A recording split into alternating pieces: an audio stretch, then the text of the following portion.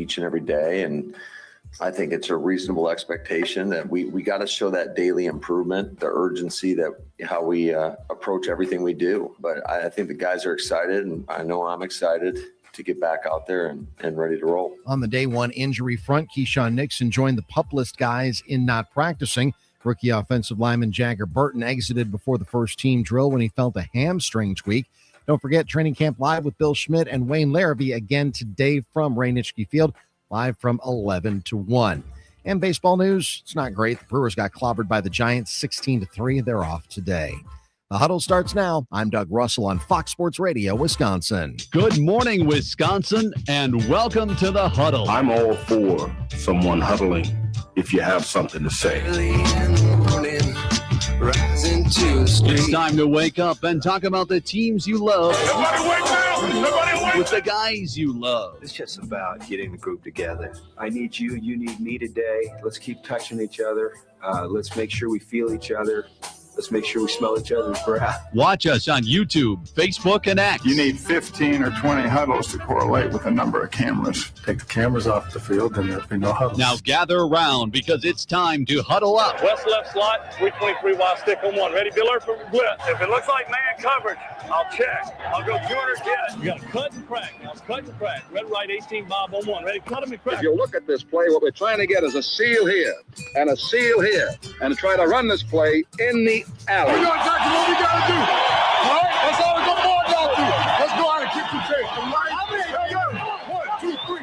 Keep doing what you're doing. Get out now, and make the play. Be right, all the way outside. Wide, left, fake, 396 bag, D-hand, C puck. Is that long enough for you? I want you to be proud of your profession. It's a great profession. Go out there and play this ball game like I know you can play it. With Drew Olson, Mythical, legendary figure. Bill Schmid, Oh, my God. This man's been out all night. and Armin Sarian. This is it. Don't get scared now. Says, we ready? Fox Sports Radio Wisconsin is on the air.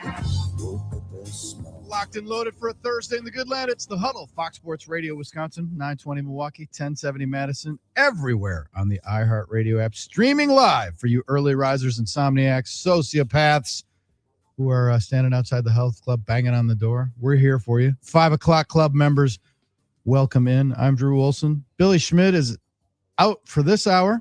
He'll be joining us on his way to Green Bay, where it will be day 2 of Packers camp on this Thursday, July 30th. Armin Sarian, South Beach Sarian, headed for a wedding in the nation's capital. He's out today, tomorrow, and Monday. So who is that behind the glass? Oh, reunited, and it feels so good. It's our very own Hunter Baumgart IV, who is here with us today, tomorrow, and Monday.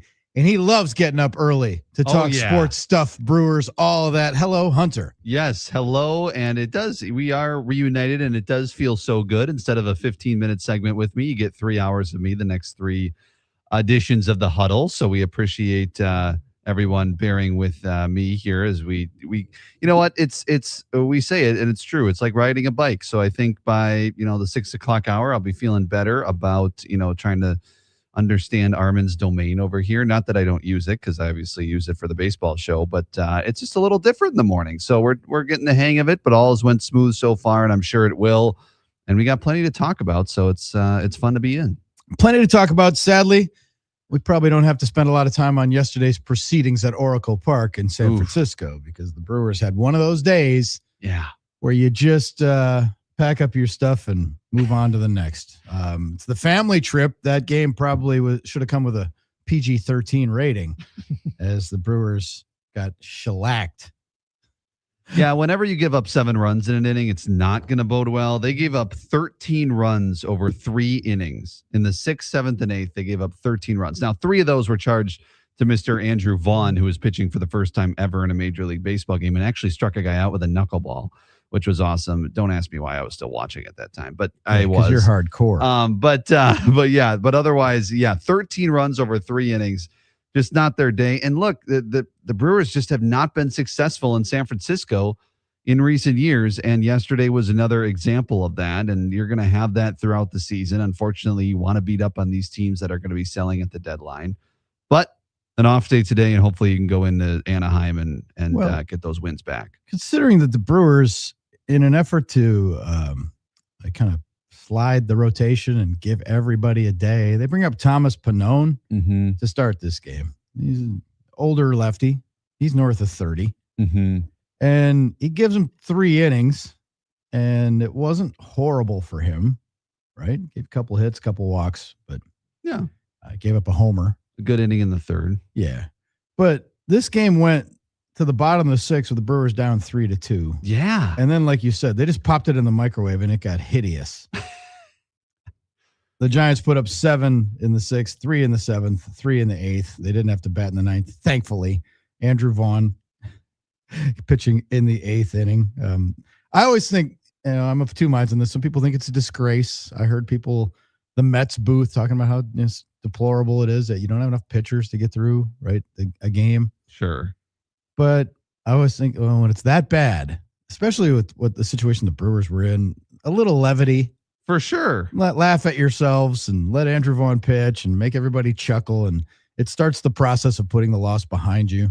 And then they packed up their stuff and flew to Anaheim. Well, they'll have an off day today on the family trip. Everybody's going to go to Disney World and the beaches and whatever. This Brewers team is pretty young. A lot of them don't have families. Yeah, true. But coaches and probably broadcasters and, the older players with younger kids. I mean, I'm sure, I don't know. I would think Woody's on the trip, right? He's been traveling with the team. I don't know about this one because I believe he's getting ready for surgery. That's probably true. Yeah. That's probably true. So, just, wipe that one, move on. Brewers, they had 8 hits. They made 3 errors, that was the thing. I mean, that's really, uncharacteristic. When the 3-run home run was hit in the second inning, that was led off by a Garrett Mitchell just drop in center field, a drop that you just do not see him make. That would be your Toyota turning point if you're listening to the Packers OT. Right. They didn't. So they did. Hamilton stole a base. I think they had, but to make 3 errors, 2 of them by Sanchez. Weird. Yeah, and one was really not his fault. Pratt and Terang were a little mixed up as far as who was covering second on that. Pratt was late to the base. Yep. Ball goes into center field. Adames gets the third, and that's what kind of opened the floodgates in that 6th inning and led to those 7 runs. And Chad Patrick wasn't great. Bryce Wilson came in. Aaron Ashby charged with 5 runs as well. He wasn't faring well in just a third of an inning. 5 runs, 4 of those earned. So his ERA sits at 3.86. But again, just ugly. Patrick gave up a couple of hits and a couple walks. So just one of those days. Just flush it, move on. Brewers were 2 for 14 with runners in scoring position. Whew. Just one of those days. I don't know. And if you really want to go, like, what are they doing with the lineup? Why is Yelich batting 5th? I don't know. What's the deal? And who cares? They lost. Well, he actually had a pretty good day batting cleanup yesterday. 1 for 2, 2 walks. 2 walks. And Yelich, we always say when he's drawing walks, he's seeing it better, right? And not just making outs. Just flush it. Cubs lost as well. Cubs lost I'd rather lose 16-3 than lose the way the Cubs did. Yeah. They played 9 innings of scoreless ball, put up 2 in your half of the 10th. Or was it the 11th or 10th? 10th. Yep. Yeah. Put up 2 in your half of the 10th and then give up 3 to get walked off by a team that you had, that you were trying to step on. Yeah. So, as hot as the Cubs have been, the Brewers continue to hold this 6-7 game lead. And that's the incredible part of it is as hot as the Cubs have been, and they're a threat, no doubt about it. And as much as we want to talk about the trade deadline helping in October, you got to win the division first. And the Cubs are a very good baseball team. And they're doing it without their full complement of pitching, which they'll probably get some of it back here in the next couple of months. But look, I mean, they have Cubs, not gained a game, I don't think, in the last 10 days. They haven't gained a game on the Brewers, but they have a hefty, the Brewers have a 6-game lead over the Cubs. The Cubs have a 4.5 game lead over their closest pursuer in the wild card, which is Arizona. So they're in pretty good shape, right? Obviously, they'd rather win the division, and they got plenty of time to do that. They got plenty of head-to-head games left against the Brewers down the stretch. They do. So buckle up. We have 3 games left for the Brewers before the trading deadline, which comes up Monday at 5 o'clock? 5 o'clock Central. 5 o'clock Central on Monday. Brewers will be home at AmFam Field. And the drama continues to build. Everybody wondering what's going to happen. Obviously, the Scooble stuff has been percolating much of the summer. Will we get a resolution on that soon? Quite possibly, because did you see what happened to the Tigers yesterday? If there's one way for that Scooble era to end in Detroit, I think yesterday was fitting. So tell folks what happened in that, Hunter, because that was yikes. That it was yikes. The Tigers heading into the 7th inning had a 7-0 lead in the game. They had scored 3 in the 3rd, 2 in the 5th, 2 in the 6th, so they were up 7-0. They're playing the Orioles, who are scrappy but not great. Right, 3 games under 500. And this was at Comerica on getaway day. It was. So a lot of people saying this was the last start of Scooble at Comerica Park. He walked off to a great ovation, standing O. He crossed the 1,000 strikeout threshold and got a great ovation for that as well. So he pitched into the 7th inning and actually gave up 3 of the 5 runs the Baltimore Orioles scored in that 7th inning.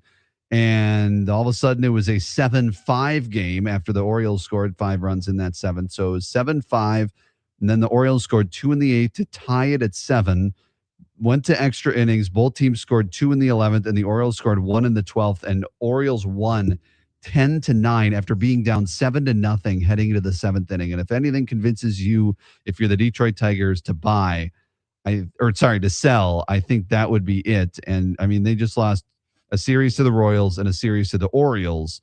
And I think that says, okay, that is going to be a team that's going to be selling. That's the thing. The Tigers are 51-58, which is not great, but they're only 5.5 games out of the first place in their division, 4 games out of the wild card. Yeah. There's a lot of teams between them and the wild card. And that's the thing. So probably, more realistic to chase the division, but it just feels like they're done. At his locker, Scooble said, quote, "I don't even know the final score, but to end up losing that, it's tough for sure. This one hurts." Yeah, because he probably thought it might be his last time in a Tigers uniform. AJ Hinch, their manager, "I just can't think in hypotheticals. I really can't. I'll have the time to say when and if and where and whatever, but I just think it's a waste of my time to talk about hypotheticals." Yeah. Scooble also said, "I don't even really want to speculate. I try to live where I'm at right now. Right now, I'm a Detroit Tiger. I don't really want to speculate a ton on what's happening or what the future holds. I don't know. I mean, I understand the questions. I understand what could happen or what could change for a week from now, but I don't really like thinking about it. It's a tough place to be." I think we're at a point where it's almost organizational malpractice if they don't trade him. Yeah, that's the thing. And when I heard about what had happened and I saw the lowlights from the Tigers game, I flashed back to what Doug Melvin used to say. And Doug Melvin's such a sage baseball man that I learned so much from him and just his wisdom and the stuff that he would say. And, when you get to this point and it's evolved more, it's even more pronounced now about should we buy or sell, right? Are we in this or are we not? And he would always say, your team will tell you what you need to do between the All-Star break and the trading deadline. You watch your club and the team will tell you. Interesting. What the hell are the Tigers telling management right now? Yeah. Sell. Like, we got nothing. We're coughing, wheezing. Now, could they, if they keep Scooble and ride it out and try to push, could they conceivably rise up and get hot and play up to their potential? And yeah, maybe. But with the bullpen as bad as it is and the amount of leads that they've lost, like in the games that they've puked away from the 7th inning on, right? It's like a Greek tragedy. Yeah. It's hideous. And so trading Scooble and getting some major league assets back might actually give them a lift of some kind, because it would like take pressure off in some ways. Like, well, they traded our ace, so I guess they don't think we're in it. And then that pressure release valve gets hit, and it might be the reverse of what everybody thinks. They might trade Scooble and then go and win, 8 out of 10. Right. Could happen. It could. So it's not that they can't win without him, but yikes, man. So he's trying to live in the moment. Brewers fans are pining for him because that would be a great addition. If you rolled, Scooble and the Miz out there, ain't nobody really looking forward to those games 1 and 2. No, and I there's a little more smoke to the fire than there is usually with the Brewers and the top trade deadline commodity. Like, usually there's like, oh yeah, the Brewers could, but there's not a lot of smoke to that fire. there's a fair amount of people who have been connecting Skubal to the Brewers. So I don't think it's out of the realm of possibilities. Do I think it's likely?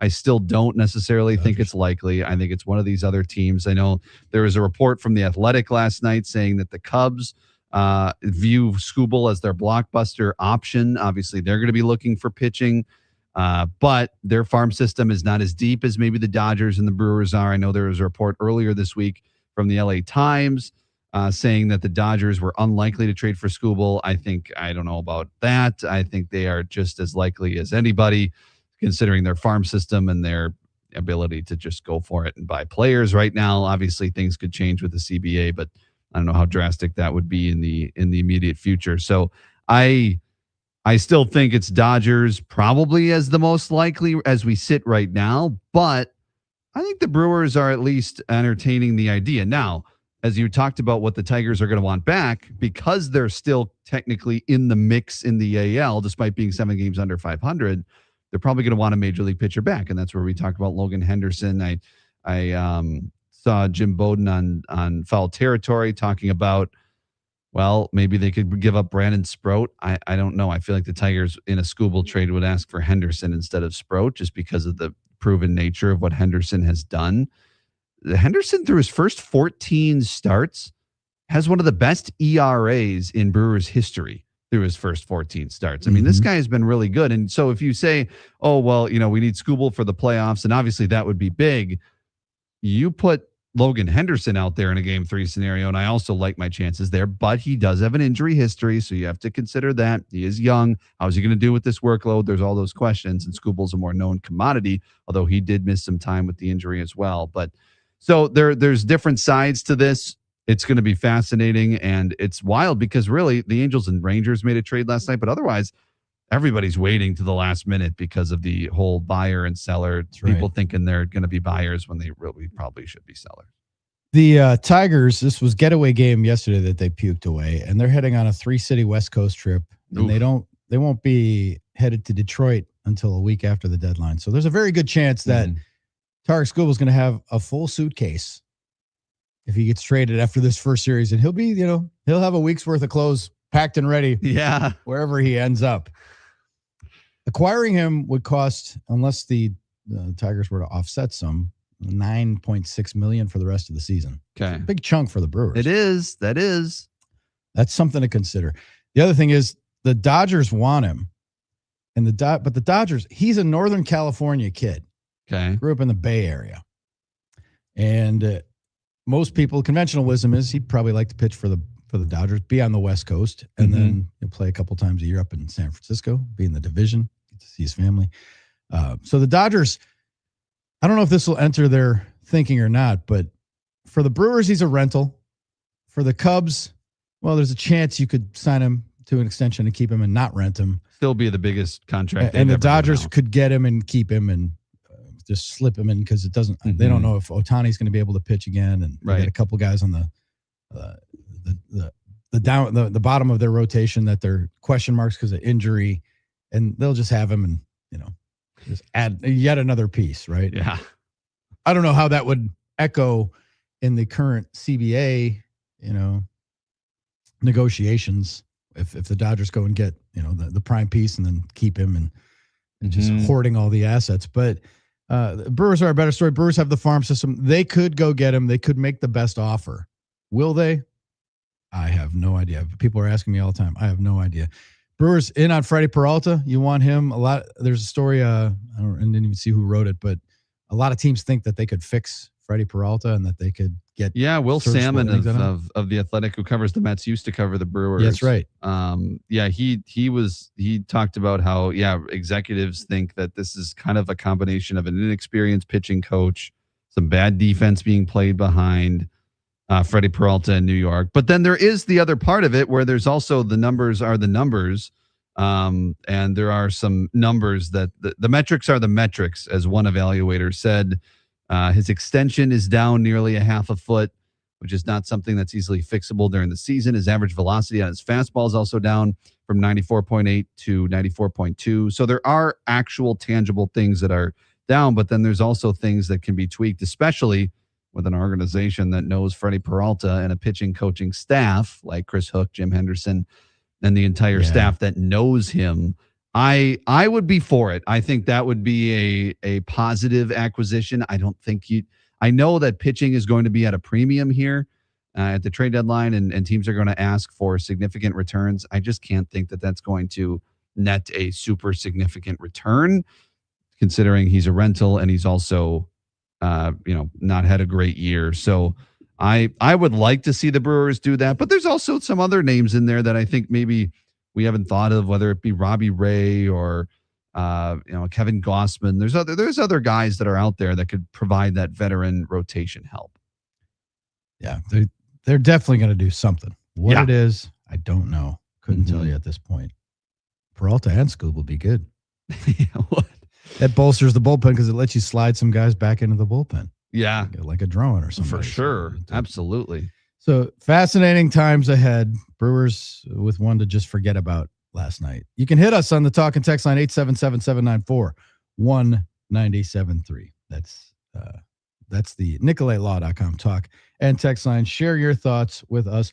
Packers underway with camp. There was some news yesterday, always is. Our boys had a good debut, their maiden voyage with Billy and Wayne Larrabee live from Lambeau, training camp live. They'll do it again today. Yes, 11-1. 11-1 on many of these here airwaves and interwebs and the YouTubes. Thanks to everybody who texted that program. Yeah. Billy scheduled to appear. He joined us yesterday in the 7:00 hour. I think he might do that again. When we come back, we will revisit the comments because in case you missed it yesterday, Brian Gutekunst had a rare presser. He doesn't speak to the media that much. We will revisit the comments that he made yesterday on the dawn of training camp, and we'll spin through that stuff. And then when Billy pops in, we'll talk to him about what he saw, the sights and smells and sounds of training camp. Who's injured, who's on the shelf, who are we watching at? Did anybody pop on the first day of these underwear Olympics? The pads go on Sunday, so you can get a little bit more definitive in what's going on. But Packers are off and running. NFL camps are opening. The pace is quickening. It's the 211th day of the year, the second to last day of July. Woo! What happened to July? No Just kidding. Close your eyes and it's over. Wow. Football is upon us. We're moving on. Still got a couple months of meaningful baseball left, thankfully. And we're here to chop it all up for you. Hunter Baumgart is in for Armin. Billy will be in a little bit. I'm Drew. You're in the Huddle, Fox Sports Radio, Wisconsin. To all my neighbors, you got much flavor. This is how we do it. Let's flip the crap from the old school back. This is how we do it. This is how we do it. All hands are in the air.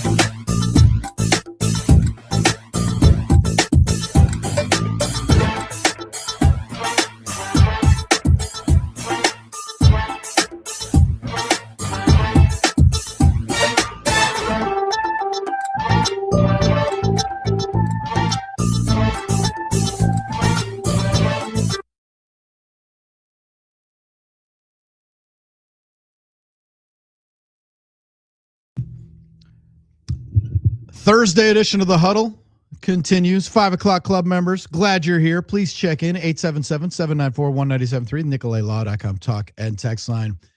This portion of the program brought to you in part by Game Day Men's Health. I visit them every Monday. You should visit the website and make a plan to visit one of the clinics near you to go and check out the services that they offer. There are plenty of them. Peptide therapy is all the rage in the fitness industry. People are trying to get fit, and it's not something that you can get over the counter at your GNC. Only at Game Day Men's Health. They do testosterone replacement, medically monitored and safe. They can help you with hair loss, sexual health, everything under the sun for men's health is available at GameDayMen'sHealth.com. Check them out online. And if you visit, tell them you heard about it on the Huddle on Fox Sports Radio, Wisconsin. Hunter is in for Armin today. We're talking Brewers. If you have questions for Hunter about the Brew Crew, feel free to fire them in and we'll kick them around. Sure. 877-794-1973.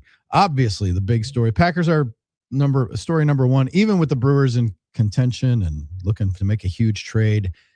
They're gonna keep their share of the headlines, but the Packers starting camp, first day of school, always big news in these parts. And camp kicked off yesterday with a press conference by General Manager Brian Gutekunst, who doesn't spend a lot of time in front of the microphones. No, only a couple times a year does he venture to the podium, and in this case, he did it yesterday. And we thought, well, let's take a listen to what the Packers General Manager had to say. Here it is, live from the Lambeau Field complex campus yesterday. Here's Brian Gutekunst. Hope everybody had a good summer. As we start here, I just kind of want to take a minute. Thoughts and prayers going out to everybody in the Fox cities with that tornado going through there. We have obviously a lot of friends. My kids go to school down there, so I know they're going through a lot. So, prayers for them. With that, I'll take some questions. All good? Brian, I don't know what your offensive line will look like today, but if you had the same offensive line in week 17 that you had when you start camp, what would that mean to you?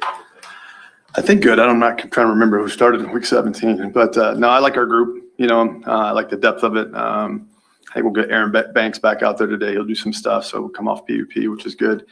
And I really like that group. I've always talked about the versatility of that group. I think we got some guys in places this year that make a little bit more sense, and I think that continuity, hopefully, if we can stay healthy, will benefit us moving forward. I think I said after the season with Jordan Morgan at left tackle that he thought he did enough last preseason to win that job. Just kind of now that he's there, where's your confidence level at with him? I thought he had a great spring. I mean, we're going into practice one, so we got a lot of work to do as a team. So, but I got a lot of confidence in him, and I think hopefully keeping him in that one spot, will allow him to progress a little bit quicker. But he had a great spring, so we're excited about him. Obviously, you're not going to get Parsons back for a while. You got a lot of young edge rushers. Mm-hmm. You're going to be competing and whatnot. What do you want to see from that group of guys as you get forward? Yeah, they were a lot of those guys did some really good things this spring, but we're not in pads, right? So, it's always tough to try to evaluate those guys when they're not in pads too much. So, as the pads come on and as we get into the physical part of it, just the consistency, kind of winning with bull rushes, kind of winning with power.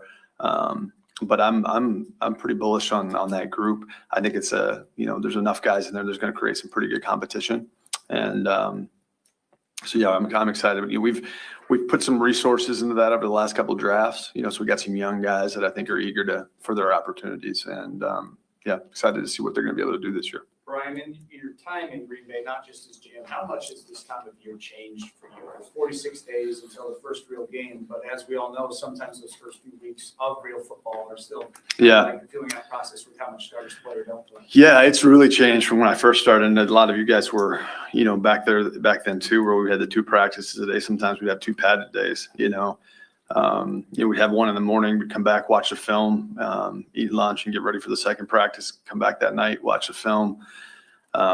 We had less, I think we were at an 80-man roster at that time. We had smaller practice squads as we went into cut down. So it was a lot different. I'm the longer I do this, the more I just keep reminding myself of Ted, as far as like just getting with injuries, just trying to get through it healthy.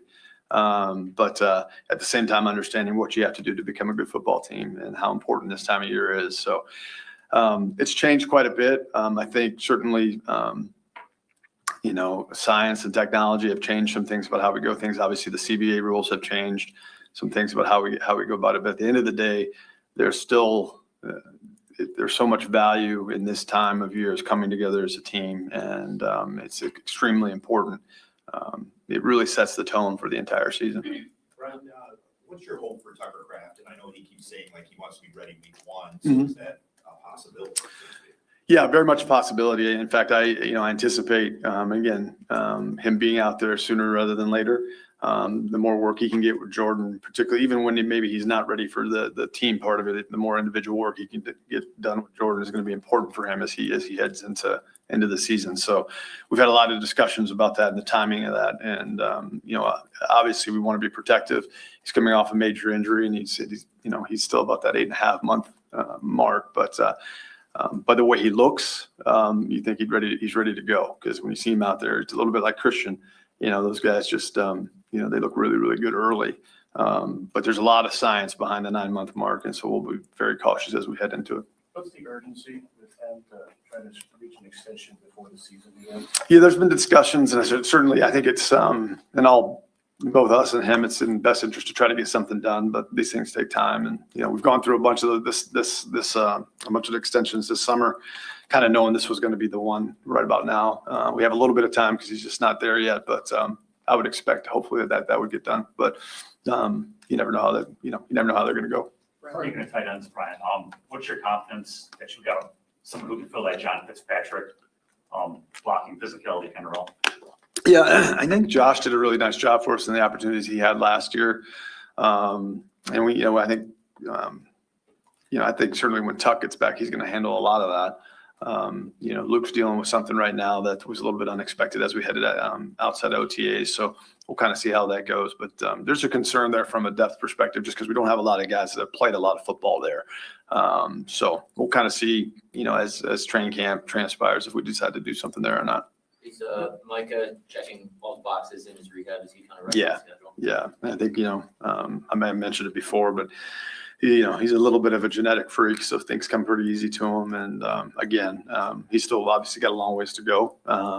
These are major injuries. So as you go through these things, and how hard they have to work to get back, there's always going to be little setbacks here and there, but he's doing great right now. Are you at a point with his recovery where are you leaving the door open that he might be on PUP sometime in camp, or are you kind of resigned to that? Yeah, I wouldn't. I think I'd like to have enough flexibility to leave the door open, but that would be unlikely just from a timing perspective.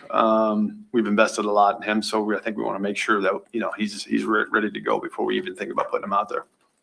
Right, is it unusual to get as many extensions done as you did during the offseason? A lot of times you get a guy who wants to test free agency. Yeah. One way or the other. Was there circumstances just right? Or? Yeah, Tom, I think it's a good question. I think you guys kind of probably, over the last year and a half or so, we had some pretty good draft classes in there where a lot of these guys really produced, and we had to make some decisions. And as we did that, I think we decided, obviously with the decisions we made, we wanted to lock these guys up early and let these guys grow together, particularly, on the offensive side of the ball with Christian and Jaden, obviously Jordan. Hopefully we can get Tucker done. Matthew's going to be here. He's under contract, obviously, for a few years. So if those guys can grow together, we think that's a really positive thing, the continuity of that. So I think we kind of went down the road this summer thinking this was what we wanted to do. You never know how that's going to go. And certainly I think when you do it a year early, that puts a little bit of risk on the club, and if you play it out, it puts a little bit of risk on the player. So I think, but I think all these deals were good deals for both. Brian, with Devontae specifically getting that one done, also, what did you see from him last year, Mm-hmm. especially after the trade with Kenny, how he kind of moved into that? Yeah, sure. I think Devontae, quite frankly, every time we've given him opportunities and snaps, he's produced, particularly as a pass rusher. And I think he really grew as a run defender since he's been here. Obviously, he's had some health things where he hasn't been able to stay healthy as much as we would have liked. But when he's been in there, he's been very, very impactful. He was on a 5th-year option. Was something we wanted to do. We wanted to extend him. It helps our cap a little bit, too, by doing that. So, again, that was something I think coming out of even with the injury coming out of the season last year, we felt we were going to do. As you evaluate the roster over the next month and determine some of those final roster spots. But besides what they put on film, are there other aspects that you're really looking for from some of them players? Yeah, and Matt preaches this to him, and it's true. But eyes are on him all the time. How they handle things, how their preparation, how they handle themselves as teammates. Again, their production on the field is what matters most, right? They got to be able to play the game and help us win. But eyes are on them all the time, and how they fit into our culture, what the long-term possibilities for those players that are competing for a roster spot for the first time. All that comes into play. But at the end of the day, everybody gets different opportunities, and you got to make the most of the opportunities that you have. How often do you get just as excited as you did years ago as you do today? Say that again. Do you get just as excited as you did all those years ago today for a day like this? Does you ever take it for granted? Probably sometimes, but I mean, I think those of us that are fortunate enough to work in this building, in this profession, I mean, it's always been a blessing for me. I'm not good at very much else. I think I could bartend a little bit when I was in college and this, right? So I love it. I love the scouting aspect of the team building part of it. Yeah, I really do like the training camp, process and watching guys go through these days and the ups and downs of it. And so, yeah, this is I think across the league, everybody's really energized right now. It's a brand new year, so no matter what happened last year, it's different, and everybody's excited about what they have ahead of them, and that never really changes. So. Brian, what's the status of Josh Jacobs heading into training camp here? Yeah, really nothing's changed. I mean, those things are obviously legal matters that are out of our hands, and so, but he'll be out there, and we look forward to him being out there. He's obviously such a big, important part of our football team. So, and he's healthy, and I think he looks really good.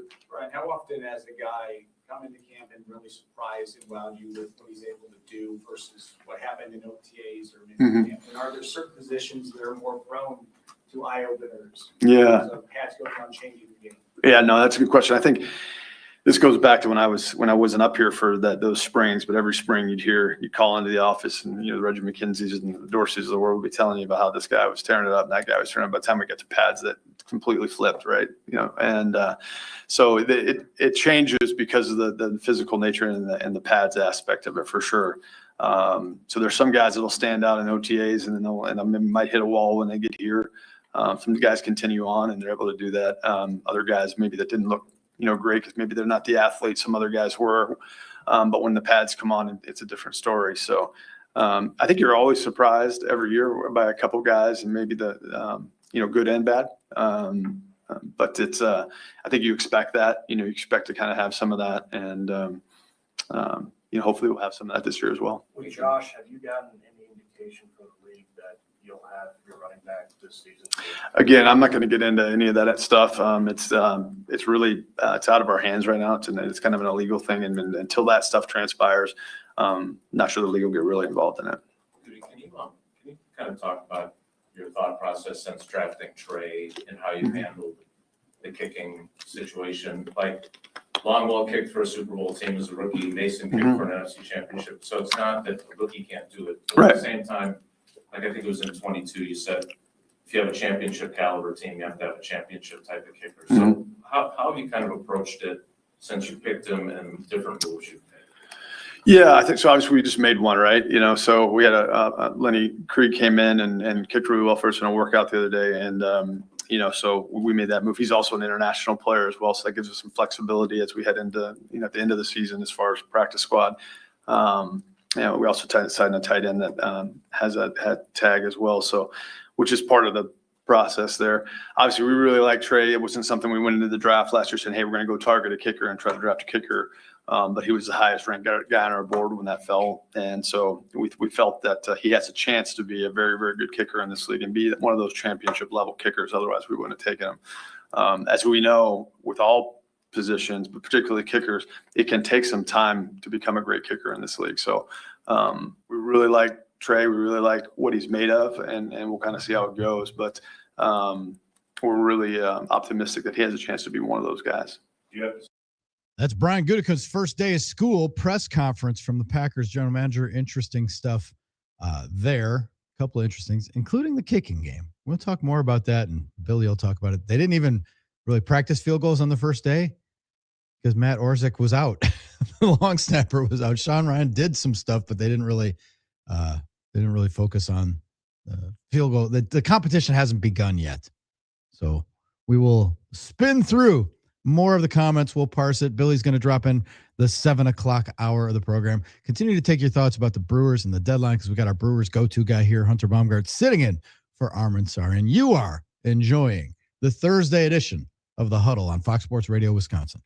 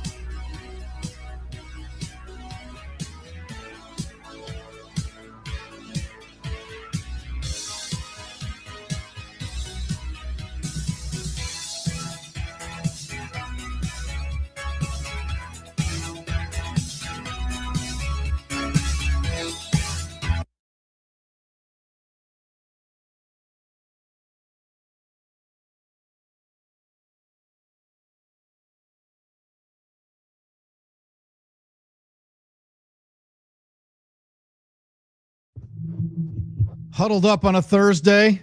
The heat and humidity coming back today after a nice little respite. Got to enjoy it while we can, because by the time we reconvene for this program next week on Monday, we'll be on to August. Tomorrow's our last day of July, Hunter. What the hell is happening? Seems like just yesterday we were setting off fireworks for the 4th of July. We just heard from Brian Gutekunst the stories from Packers camp, many of them. Micah Parsons on the shelf, but he's a genetic freak. Takes one to know one.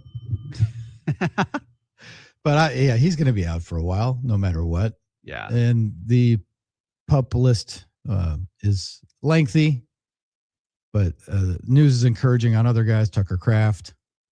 Tucker Kraft's like not even a question if he's going to be ready at his locker. There's a lot of bravado at your locker, but he says he's going to be ready and sooner than later. Yeah, 8.5 months too. I mean, that is, you talk about genetic freaks. They have a couple of them. Mike is not the only one on that roster recovering from an ACL. Tucker Kraft, of course, looking for that big extension too. Yeah, I would think that'll get done. It could even get done before. I wonder if it's something where do you think they want to see him in a game before they sign off? I don't know that they have to. I don't think so I think either, they've seen enough of his work to say, yeah, he's up there. And they're watching him work out and run around. So True. I don't think he's going to be compromised. So, interesting stuff. As we mentioned, Billy and Wayne are up there for Training Camp Live. They're on the air from 11 to 1. I see on the talk and text line, because it's archived, that they got some interaction from smart, good-looking listeners during their broadcast yesterday, which was terrific. And we will be glad to catch up with Billy as we move forward on the program. Also, again, Brewers, the trade deadline. It's such an energizing time. The Brewers, they're going to make some kind of move. They're not going to stand pat. I just can't see them standing pat with all the assets they have. And it's funny because I've been talking to people, and I'm sure you have too, Hunter, about who they would throw in a deal. Like a month ago, or it might have been 3 weeks ago, when I threw out there that Sal Frelick to me is a guy that you could throw in, and people got pissed. Like, how could you now? And he's been hurt, and you've seen a little bit of young Mr. Lara. Woo! I like what I see. 5 doubles in his first 23 days in the big leagues. He runs triple the other night. He can catch it. A couple of shaky plays, but that always happens when you add a third deck to the stadium. A couple of shaky plays, but he looks like he's going to be a more than capable big leaguer. In fact, an exciting big leaguer. Yeah. His start to his career, if you can remember back 2 years ago, is it more or less exciting than Churio's? I was trying to think of what Churio did. Churio opening day drew a walk in his first at bat and stole a bag. And it's like, oh, okay, let's go. I remember that in New York. And then he had like a little lull where he struggled a little bit, and then he got pretty hot. And, I'm having a hard time remembering, because he's just like, you're so used to him now. It's just Jackson Churio. I know. And he's still scratching the surface of his talent. He's nowhere near his peak. Churio's like 4 years away from his peak. That's the thing about that too. Is And he has more room in there.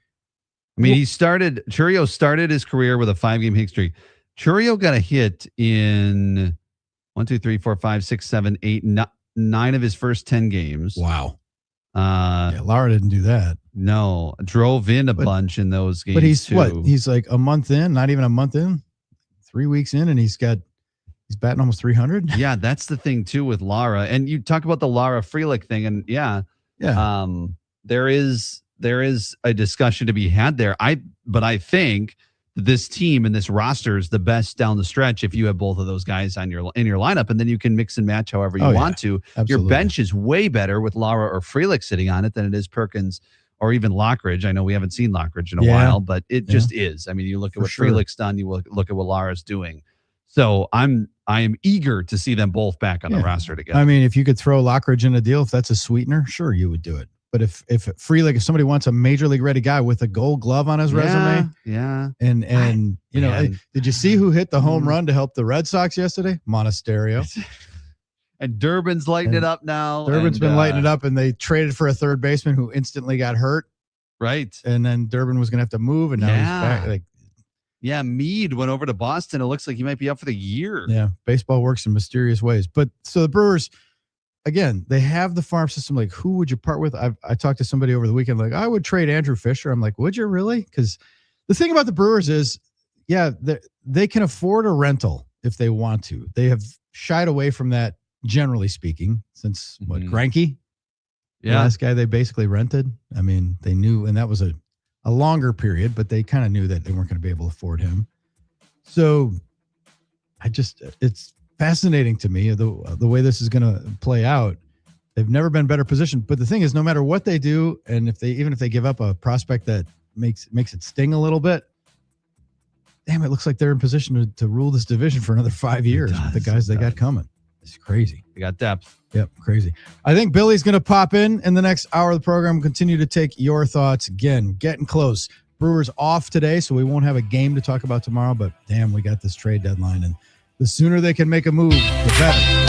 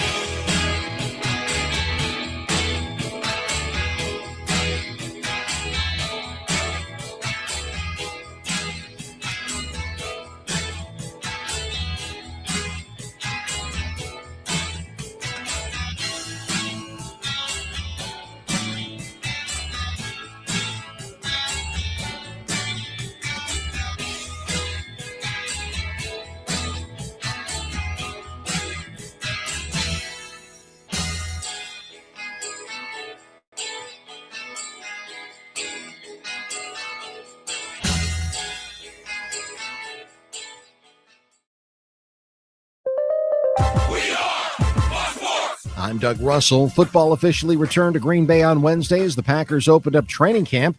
Third-year pro safety Evan Williams is ready to roll. But for him, the day was kind of like the first day of school. Like, you know what you're walking into, but you're still excited for the opportunity to, just come in and show what you're about, right? Like, everybody's been, posting all their, training videos, but at the end of the day, it's about how you can perform on a field with 21 other people. If you're planning to go to practice today, there's a theme, believe it or not. It's Throwbacks Day, meaning dig out your old Craig Newsome and A.J. Hawk jersey. That Antonio Freeman number 81 can come out of the back of your closet. Should be interesting to see what fans are going to show up with. Practice number 2 starts at 10:30 at Ray Nitschke Field. To baseball, a forgettable one for the Brewers. They get clobbered by the Giants 16-3. San Francisco scoring 13 of their runs from the 6th inning on.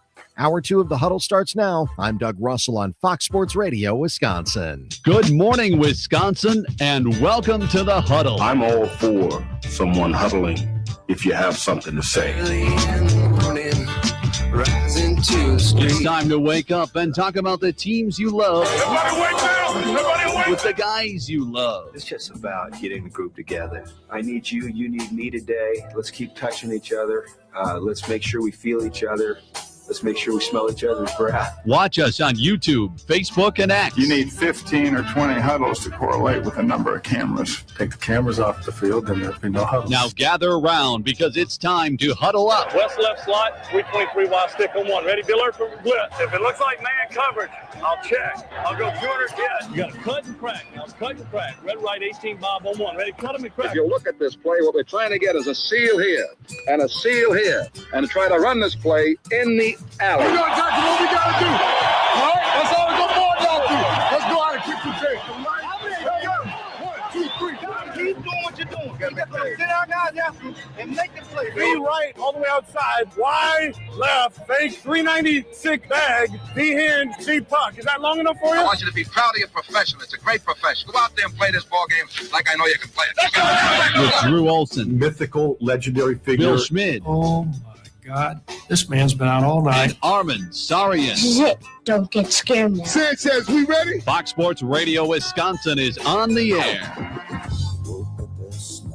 Sanchez, we ready? Yes, we are. Welcome into the 6 o'clock club, the Huddle, Fox Sports Radio, Wisconsin, broadcasting live, 920 Milwaukee, 1070 Madison, everywhere on the iHeart app, streaming live, Facebook, X, and YouTube. If you're streaming, you'll see me, Drew Wilson. You'll see Hunter Baumgart, who's in for Armin Sarian, and you'll see our special guest, Billy Schmid, who's on his way to Green Bay and popped into the studio here at headquarters to chop it up with us. Good morning, William. Morning, boys. How we feeling again today?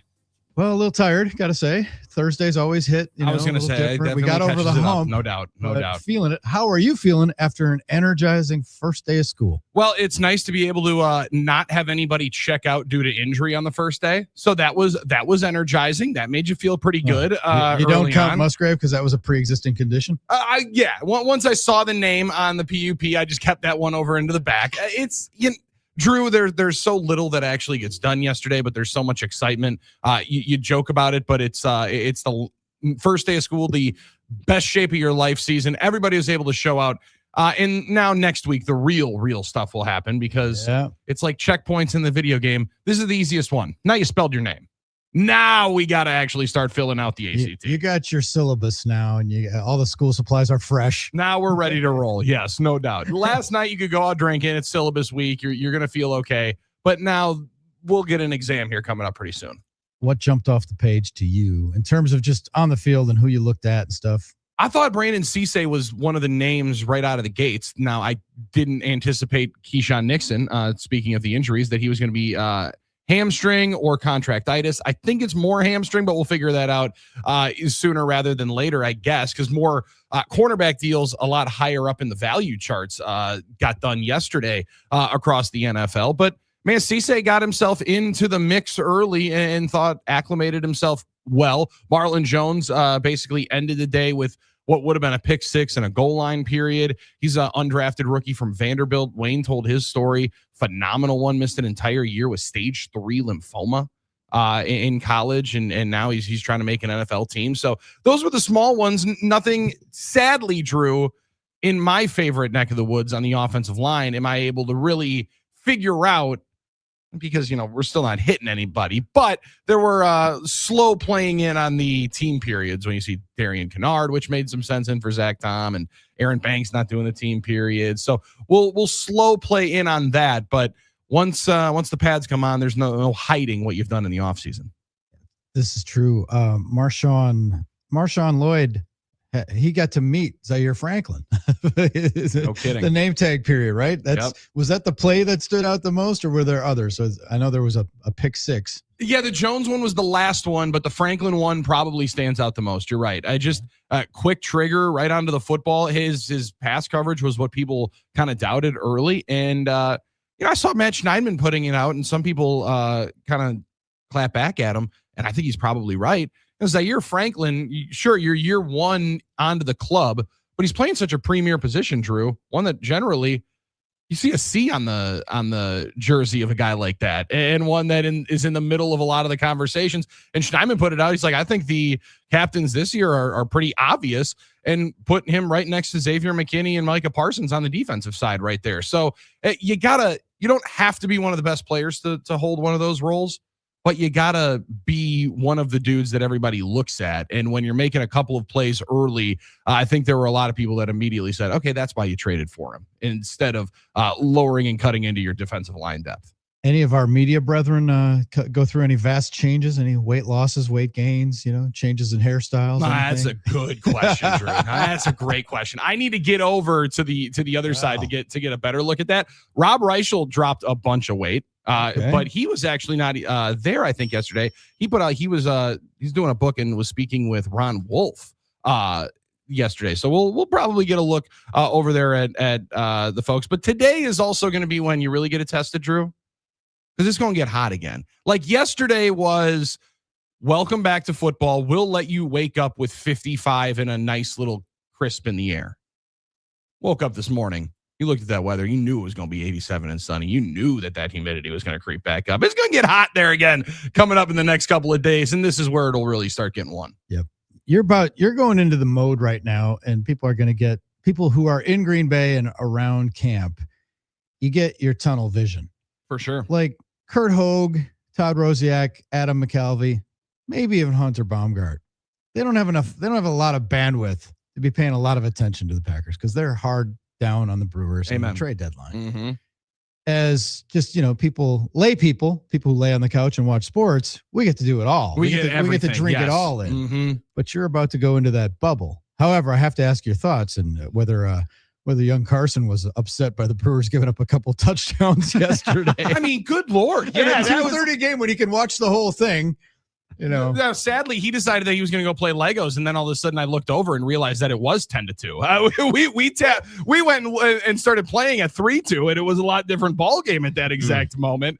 But he was actually, the sadness quickly turned to excitement, and more than anything, a new player was unlocked yesterday. Right, like when you hit a different mode, you reach a different player. Shohei Vaughn was unlocked yesterday. When Andrew Vaughn went pitching, you would have swore it was Christmas morning, because then quickly Andrew Vaughn, the hitter that we play, got to be Andrew Vaughn, the pitcher, and then lead off the next inning. So we had some fun with that slide for the Brewers there. That knuckleball to strike out one of the Giants. Vaughn wasn't messing around too. He buzzed a couple in there too. Yeah, and he seemed to be not happy with himself after a couple of those pitches. He was holding himself to a high standard yesterday in the 8th inning. I like the fact that he's not letting any of that slide. Not letting any of that kind of stuff slide. He's not in that mode. The Golden Spikes winner, he probably was a good pitcher at some point, right? I think he was. I think they were talking about that. At some point in his life, he was probably the dude on the mound, while also being the guy that would come in and hit 3 home runs in the travel ball game. So that would be a little bit. Oh, here we go. As a pitcher, 17-6 record in high school with 166 strikeouts. Woo. Oh, that ain't bad. That ain't bad before he went to Cal Berkeley. Dominant. To go play for the Bears. Goodness gracious. Dominant. The Brewers conversation, Drew, I'll tell you, I mean, it's nice to have the drive, especially when it lines up perfectly with Hunter's pregame shows. Now we'll figure out exactly how to be able to line those all up. But I had a lot of listening yesterday to a lot of trade deadline conversation, a lot of speculation. Jim Bowden saying that he thinks the Brewers are going to get Tarek Skubal, listing out an offer that I would have sent over immediately if it didn't have to include Andrew Fisher, whenever it was Luis Pena, Brandon Sproat, and either Fisher or Harden. Ooh. Like those were, he put it pen to paper. He said he's good friends with Matt Arnold. Sounds like Jim Bowden's trying to get that deal done. I'm telling you, I was telling Drew in the first hour, like there's too much smoke to this fire for this not to be possible. Now, do I still think it's likely he maybe goes to a Dodgers or some other team? Probably, just based on what we've seen historically. But there's some like, oh yeah, the Brewers could do this, but probably not. This year, it's like Passon's talking about, Bowden talking about it. There's guys that are more talking about this possibility than usual. So I think there's a little more smoke to this fire this year, which makes it a little more possible. Again, do I give it a likely chance? But I think there is too much smoke this year for there to be nothing there. And Drew, this is the interesting part because I don't know that the Tigers decided that they were going to trade Tarek Skubal until after the 9th inning of their game yesterday. Oh my God. Or the 12th. 12, sorry. Yes, 12, sorry. When it was over, when they officially fully blew the 7-run lead that they had when he was starting the last home game there. Like, I don't know how you don't trade him. As a team that operates in the small market mindset, you got to trade him if you're 7 games under 500. You got to. But it feels like a lot of the speculation, people are just throwing names out there right now. The real conversations, it feels like, are going to start now for Skubal. For sure. I was telling Hunter, Doug Melvin always said, your team will tell you. Between the All-Star break and the trade deadline, you just watch your team, and the team will tell you what you need to do. And they spoke volumes yesterday. That was it. Yeah, they lost a series. They lost a 7-0 lead with Skubal on the mound at home against a team that's not that great, scrappy but not great. And now they're heading out on a 3-city West Coast trip, and he's probably seen Detroit for the last time as a big leaguer. It stands to reason they're going to trade him. Now, are the Brewers in the mix? Do the Dodgers have a better package? If I'm the Dodgers, though, I'm already a dynasty. I'm trying to win 3 in a row. I'm pretty damn good anyway. Why would I give up assets for a guy that I can get in January, without giving anything up? Yeah, all it costs me is money in 4 months. All it costs me is like I might have to face him. If the Brewers face us, I might have to face him for a game. Like, I'm the Dodgers. I'm okay with that. Yeah, and I think the Dodgers think that series was a lot further of a distance than the Brewers might, right? Like, I mean, I've heard Murph talk about that NLCS and the first 2 games, and if a couple of things go differently, I think the Dodgers probably look at it like, yeah, we did kind of sun those guys with our starting pitching. I don't know that we need to bring in another one that's just won back-to-back Cy Youngs. Yeah. So, man. The interesting part from Bowden's conversation yesterday, Drew, was when he said, I don't have the exact framing, so I don't want to say it's like a quote, but he said that Mark Attanasio has given Matt Arnold the green light, and to take on $9 million in salary for Skubal. He did say that. That's a huge statement, right? Like, I mean, that's not just something that you can crowbar in to your budget to have $9 million available. And I wonder how much of it is a green light and also each morning, hey, how are we doing on those conversations? Where are we at now? Why are we not doing this yet? The Brewers have operated that way where, okay, we'll spend the money because, let's face it, like, you think about jersey sales, you think about attendance. They're already doing well at the gate. Like, Hunter, aren't they at like 1.8 million for the season already? That sounds right. I mean, it's been really good. And I mean, just on its face now. I don't think they had a game under 30,000 on that last homestand. In the next 2 months, you're right. I don't think it's not going to go down until Labor Day, when it traditionally goes down because of the school being back in life.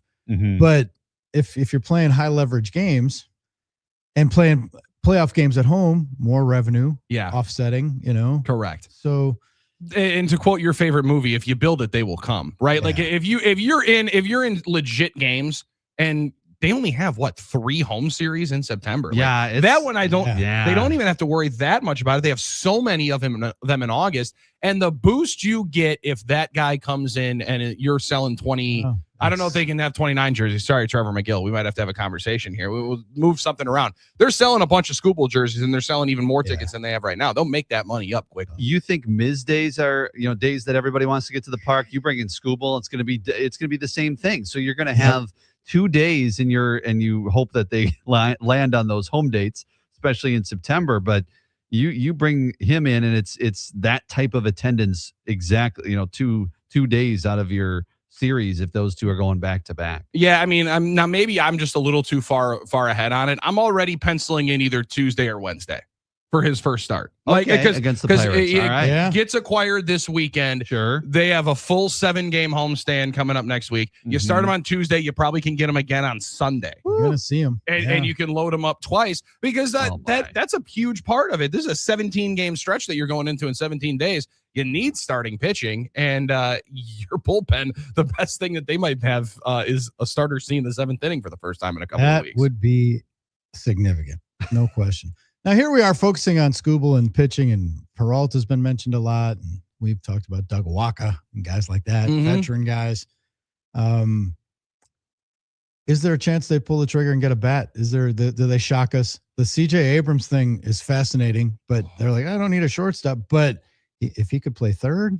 Yeah, he could play third. If he could play third and leave Cooper Pratt where he is and let him continue to develop. Yeah, I figured add that a guy out. with a 30 home run bat. And one of arguably the best hitters in the National League. Like, I mean, the way he's taken off this year has been just next level. And in theory, though, as dizzying as it is, like, Skubal and Miz, like 1-2, let's go. Like, you start out at least 1-1 in a playoff series, right? Maybe even 2-0. But having a guy plays every day. Yes. Correct, Drew. And plays and gets like 5 at bats a game. Doesn't that impact things more? And especially because I think usually the hitter market's less, right? Usually you have to pay less for the hitters. I think you might have to pay more this year for the hitters because there's just not many of them. But Abrams, like, I was having this conversation with a friend yesterday, and his head was spinning with how much he loved Luis Arias. Right. Okay. Now, yeah, understandably he's so. great. Puts the bat on the baseball every single time. He's won 3 batting titles. He's like, I don't care. Make him play third base. I also think you have a couple of wild chess pieces that if it was Arise, who right now is playing damn near Gold Glove second base. Yeah, his defense has really His improved. numbers are phenomenal right now. His defense has been way better this year. Or if it's Abrams, or if it would be a guy over at third. Last year, it felt like you were crowbarring and had to lock in somebody over at third base. That's why Suarez continued to have the name, and the 35 home runs didn't hurt. But I think their ability to move anybody around the diamond, correct me if I'm wrong, Hunter, like, I mean, sure, I know the spring training deal with Terang over at second or at shortstop 2 years ago, we didn't love. Seemed like they were going to come to potentially go back to him again over there. Like, I think they have enough guys that could move necessarily and still be way above average defenders that if they went offense, I think they could move them around in that infield. They could. I think they're versatile. I do think you want to be careful with that with Pratt in your first few months in the big leagues, they're changing positions just because he has played pretty good shortstop. He is a really good defender though. So if you move him over there, I have no doubt that he could be good, but you also don't want to then all of a sudden his bat goes down from what he's produced over his first month and a half in the big leagues. But that is possible. And look, if you get one of those guys, you're going to find a way to play him, whether that's, you'd love to use that DH spot, but it's held by Yelich. And I know that's a conversation that obviously you're going to keep that guy in the lineup pretty much no matter what, whether it's maybe there's a few more days off down the stretch to keep him healthy or something like that. I think Abrams maybe fits a little more over there at third base if you do that. And he also has some control past this year, which is different than Skubal, different than a Peralta, different some of the other these guys that are a rental. But I still lean towards them probably getting pitching, but there is an argument to be made when you look at 2 for 14 with runners in scoring position yesterday, getting shut out 2 times in the last week. There is an argument to be made that there maybe a bat could be needed. CJ Abrams is tantalizing. Drew. He is. Not only because of the bat. Also, he looks like Devontae Adams. He does. Right? That's a really good comparison. Looks like Devontae Adams in the batter's box and just looks like a dude that dominated just about every single game he ever played. Yes. Whether it was basketball at recess, football in Pee-wees, or every single baseball game that he was ever in. He just looks the part. And he was one of the better players ever dealt at the deadline. He was the centerpiece of the Soto package at the deadline a couple of years ago that the Padres sent over. And speaking of the Padres, seems like the Mason Miller conversation has kind of cooled off. It definitely has. That one's Padres have won. They've won 5 in a row. I mean, even the Nationals are 2 out of a playoff spot right now. 2 games out of a playoff spot. And I heard their GM talking the other day after they made the deal and traded Curtis Mead away, who then got hurt and might be out for the year after 1 game with the Red Sox, which is unbelievable. Like that's obviously crazy. that's obviously the very that's the risk you have there, but. he was basically like, yeah, we believe in this team. And look, if you get a crazy offer for Abrams, maybe you entertain it. But I don't know, that team's got a young core, and I wouldn't necessarily want to be trading away those guys right now. This is kind of what you built for if you're in the Nationals. Not this year, but in coming years. And I don't know if I'd want to necessarily give away those guys now. I also wonder how much in the salary cap possibility, and I think it's a very small possibility. I don't know that it's impacting how teams are necessarily looking at it in terms of like if I acquire a guy who's got 1 year of control left, and I'm thinking like a Joe Ryan, right? Now I don't think Minnesota's trading him because they also have started to catch fire a little bit with the Twins. You're looking at it like, okay, I'm in 30 starts from him next year. And then all of a sudden I get 12 starts from him next year. Now, it doesn't necessarily matter because everybody's only playing that fewer of games. But I do wonder how many teams are looking at it in a weird way of what kind of value does next year actually bring me, or if that's reaching into the thought process at all. I struggle to think it doesn't, but I don't know how you can like change your activity because of it. If that makes sense. We'll know like there'll be articles written and books written about how maybe, looking back, okay, yeah, we made this move because of this. And I don't know if it's necessarily you make or don't make a move because of it, but maybe it's in the back of the executives' minds more than we may think. I saw it written in the Ken Rosenthal put out, I think it was Ken Rosenthal, it was in The Athletic, that they're like, well, maybe some GMs want to make moves because they can be a World Series champion for more than a year, because if there is not a season next year. And I'm like, I don't necessarily think they're going to make a move. Longest reigning champions. Yes. That's what I'm talking about, Drew. Wow. Yes. I'm like, that was actually written in an article. Like, really? I'm like, wow. Okay. That is great. I mean, that's big dubs that you could get if you continue to let everybody know. Guess what we were, grandkids? We were the World Series champions for the longest ever because there wasn't a season in 27. That would almost be like but we'd have you'd have your own land, right? Like the thing with the Bucks is it was pushed back a little bit. They're not playing the World Series in the middle of November, so we're not just going to have like that one territory that's only going to be ours and that one date. But that is fun. That is a fun thing to think about. Okay, I like that deal. Could be. Oh, we're having some fun now. 877-794-1973.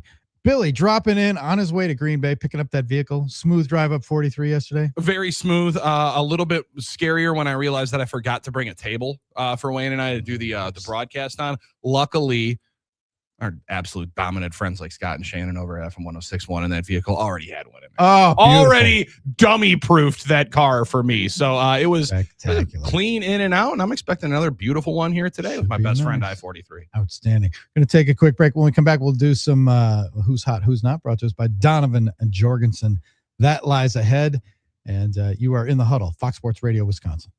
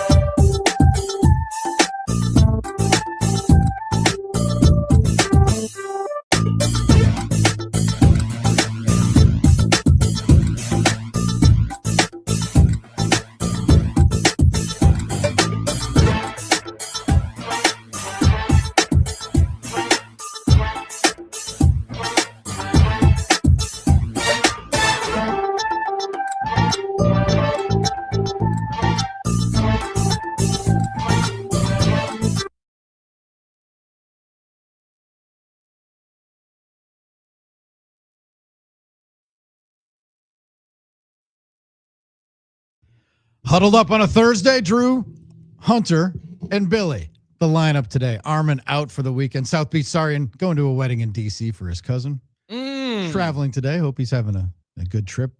Taking the youngster on the flight. Oh my gosh, I feel so bad for those two girls.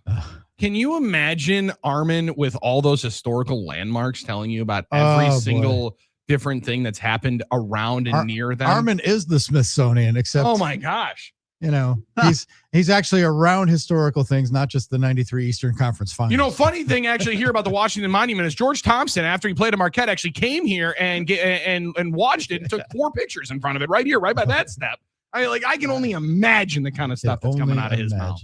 The NicoletLaw.com talking text line 877-794-1973 gets you in. Time for a little Who's Hot, Who's Not, brought to us by Donovan Jorgensen. We've been talking about it, like, obviously the Tigers not hot. No. Puking away games after the 7th inning. Their loss yesterday, a statement loss. That is a glaring neon sign that they need to trade their ace. When you lose a 7-0 lead in which he pitched in what many anticipated you got a big ovation, might be his last game in front of the home crowd at Comerica Park. You're playing the Orioles, you're up 7-0, and then you end up losing in 12 innings. Well, it was like the Orioles' biggest comeback in, 30 years. I was going to say like 3 decades or something. Unbelievable. And for the Tigers, they now sit at 51-58, 6 games back of the AL Central, which has never been a murderer's row. They're 4.5 games out of a wild card, but they got to leap 1, 2, 3, 4, 5 different teams to get in there. So you would anticipate they are going to be on the selling block. But apparently, Drew, in the Who's Hot category, we got managers. Managers are hot, letting everybody know about what they think on the deadline. Because we heard Bryce Harper talk about what he thinks he does. He has the Phillies thoughts. need. I learned this yesterday on my windshield time. I didn't know Don Mattingly's son is the GM of the Phillies. What? So somebody check that on me, because Dave Dombrowski is the president of baseball operations. So he's actually calling the shots. Yes. Don Mattingly, interim manager for the Phillies, was elevated after they fire Rob Thompson. True. Yeah. His son is the GM. Okay, that does ring a bell now that you say that. So then Bryce he doesn't Harper's make the decision. he's he not makes making decisions, but Dombrowski's Dave is the guy. show, but he's got the title. Correct. Preston That makes sense. Yeah, Okay. Preston Mattingly gets all the information and then has to let Dave Dombrowski make the calls. But Right. Dave Dombrowski said earlier in the year, Bryce Harper, listen, he's not an elite player anymore. We watch it. We just saw it last year. What he did was not an elite player. So this year, Bryce Harper's like, well, we need help. We need like 2 or 3 guys at least. I don't know if anybody's watching up there. They're 2-8 in their last 10. He's like, we need help. And then Don Mattingly's like, I wish our players would just shut the hell up. I wish maybe we'd let everybody do their own job and focus on their own deal. So we got some good back and forth, Drew. Stay in yo lane is hot right now. LeVar Ball's statement would be right in there. But then, Aaron Boone last night said, hey, I'm sending my, quote, little thought bubbles. My little thought bubbles up to the front office. And apparently one of my thought bubbles had David Bednar in it last year. So I might have some really good thought bubbles. Aaron Boone let everybody know. Managers are hot, letting everybody know that they can make some decisions as well. And sadly, the San Francisco Giants bats got hot yesterday as they placed 7 in the 6th inning. And Aaron Ashby finds himself back in the not category. Yeah, that's a tough time to come in. That's a tough assignment to come in first and third, nobody out. But then when you bring all of the petroleum and just light the mound on fire, makes it a little bit more difficult. With 5 runs, only 4 of those earned towards Aaron Ashby in that blow up touchdown and an extra point 6th inning that the Giants put up yesterday. That is Who's Hot, Who's Not. Brought to us by Donovan Jorgensen Heating and Cooling. And they're always hot. Even though it's hot outside, they're trying to keep you cool. And they're hot doing it over at DonovanJorgensen.com. Trusted HVAC repair, installation, and maintenance since 1985. Employee owned. Check them out at DonovanJorgensen.com. All right. Billy, back to the Packers for a second. Come on, let's do it. Did Tyrod Taylor have any highlights? Did he anything noticeable? Couple of little scrambles. There was a nice throw into the back of the end zone, if I'm not mistaken, to one of the tight ends, Josh Wiley. But Drew, the interesting thing in the team periods yesterday is perfect because they were working in some kind of red zone right near in front of us. It was a lot of play action pass, under center play action pass, looked a lot of what I think Packers fans want the Packers offense to look like, and what we thought it kind of looks like, a little bit less gun than we saw at a lot of times last year. Just looked normal. It looked like a guy going into his 16th NFL season, but does look the part as him and Jordan Love were strolling down. I thought in the quarterback room, Drew, the one that was commanding and hopefully so, Jordan Love just, again, looks as calm, cool, and collected and is in charge of that football team as you possibly can have. That's key. Preparing for year 7 in the NFL, it's not a surprise, but he continues to grow more into not just, I think, the quarterback of the team, but the full-on leader of the team. He's got a great pulse on it. And I thought one of the other guys that, I a little more reserved in doing it because all last year we kept talking about him, but Matthew Golden, he made a bunch of different plays yesterday, and it feels like in that way of offense, that style of offense, Wayne and I were talking about it, the shallow crossers, the deep crossers off play action, that's where you can really take advantage of the speed they have at wide out with Golden, Watson, and Reed, but most importantly, Matthew Golden, who can just straight fly. Is it too elementary to say, like we do in baseball, that pitchers are always ahead of the hitters, that defense is usually ahead of the offense? It's true, though. That tracks, right? Yeah, and that across tracks. all football, like even high school practices. 100%. Like the offense is trying to work out the kinks, and defense is just going and getting it and lighting guys up, especially in the underwear. Yes, and that was always one of my favorite conversations, coaching ball, was when our OC would look at us and, hey, we're going to get our lunch taken today, but we got to make sure that we're talking. We got to make sure our kids are positive, because it's not going to look good for us here on the second day in pads. But it's good to see when at least your defense is brand new, right? Like that doesn't catch it up or slow it down. Offense will get caught up. There's a lot of moving parts to it, but they also have still, a lot of in and out, right? Tucker Kraft is going to come off the PUP soon. He's not yet, right? Especially into the team periods too.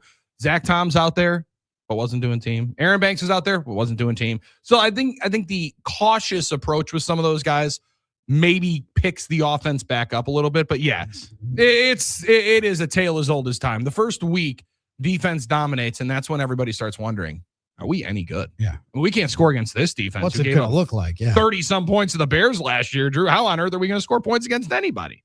What about watching Jonathan Gannon go about it? Like, you knew right away that Jeff Hafley was high energy, and like everybody reads the body language and I don't know, especially like the Railbirds and stuff when you're watching, you want to see a coach that's out there and energetic and pumping guys up and yelling a lot. That's just coaching. Like they all have their own styles, right? Correct, yes. And for a guy who went from a head coach where you're probably a little bit more reserved to a coordinator where you're more hands-on, what was that dynamic like? Well, admittedly so, I didn't get to see enough of it. So I brought the Binocs today. I got big Binoc energy here today to make sure that I'm getting all those details, Drew, because I had a feeling that question was going to come, and I was kind of thinking about it. I'm like, I think I saw him a couple of times. I definitely know I did, but I didn't get a good enough view on who he was working with, how they were working. They're off more to the left where we are on the perch. But we got to make sure that we know. We got to see how he's doing it, because you're right. Jeff Hafley immediately got a lot of father-in-laws very excited. Like the high energy, screaming, cussing. You could see a little bit of red turn up on the forehead, not sunburn variety. That was just pure energy and enthusiasm. So he got a lot of fans early. Gannon is, I think they're going to see a lot more of what he does on how the defense lines up. And that's where you're starting to see quickly, they're going to be rather multiple in how many, either maybe even 3 edge rushers on the field at one time, right? Like how much you're going to see Edrin Cooper lining up on the line of scrimmage. I think that's where we'll see a little bit more of it, but I got the Binocs to get a better look at it. I did get a nice little look at our boy Dennis Sutton though yesterday. 20th pick of the 4th round. Looks the part. Yeah. Looks the part. Drew. Looks good getting off the bus. Looks good getting off the bus. They got a lot of good guys getting off the bus in that linebacker room. But he was quickly finding his way in alongside Lucas Van Ness, who was the first one in. Baron Sorrell looks a little slimmed down. Look good over there in those drills as well. So next week during one-on-ones, that's when that's when we really get to start seeing it. If 51 gets stoned up by Jordan Morgan, we might be talking about Pro Bowl over there for number 77. Baby. Maybe. Definite maybe. Billy's pumped. Definite maybe. Oh my God. Definite maybe. Is it a definite no when you saw Taysom Hill's letter to the fans and that was organization awesome, wasn't in it? New Orleans? Yeah. Yeah, that would definitely be a definite no. Definite no. Like Nags, no. Yeah, no. But congratulations to him. I mean, how many people would have thought when they cut him on that random last day of camp that he was going to be a 9-year NFL vet and one of fantasy football's biggest nightmares? Because you never knew where to line him up. You never knew if you could actually put him into your tight end spot. You didn't know if you had to play him as a quarterback. Could you run him as a flex, even if your league wasn't allowing quarterback flexes? He was a problem for fantasy football leagues. I don't know that. Maybe he gets another shot somewhere. Maybe in Denver. Maybe he goes and teams up with Sean Payton one more time. Yeah, I can see that. I can imagine Sean Payton was wishing he had Taysom Hill instead of Jared Stidham last year during the AFC title game. Oh, my God. Could you imagine that one? Ooh, how history might have been different. Oh, that would have been fun. The interesting part about that was the team put out the statement. Usually the players, if they're not, hey, I'm not going to return to New Orleans. Thank you. The Saints were the ones who, from him, obviously. Yeah. He wrote it, but it was just an interesting way of doing that. At first I'm like, oh, he must be retiring because it's coming from the Saints. And I'm like, oh, he's just not returning there. Yeah. And it's coming from the team. So it was just really, that was an interesting one. It's almost like why don't you fill this out and we'll let you know. Maybe we're just going to make it sound like a retirement statement. Right. We'll see how much of it like a retirement statement we can possibly make it sound like. But I don't know what's next. I don't know what's next. Don't know. We'll see. Don't know. We'll see if my agent gets any calls. Do you think he would get some calls? Do you think people would try that? I don't know, man. Like, I mean, that bit player feels it could work in the world of the tush push, but it's like I don't know. if Brooks Kieschnick was 10 years younger, would people be calling on him because of the novelty aspect of it, right? Oh, I would have. You would have. I would have been Drew. Oh my gosh, I'd have been all over it. I'd have been all over Brooks Kieschnick. That's one take on these airwaves, Drew, that I'm not letting die. I'm not letting my Shohei Ohtani is going to change baseball to the point where like in 15, 20 years, everybody's going to have a guy that can pitch and hit. Simply because of the roster manipulation. Like Craig Counsell was pointing it out. Yeah. Apparently we're making rules up. Apparently we're just making rules for them. We just make rules for them. We either got to find somebody. But it was rather dismissive of just how dominant and great Shohei Ohtani was. But I do believe people are going to try.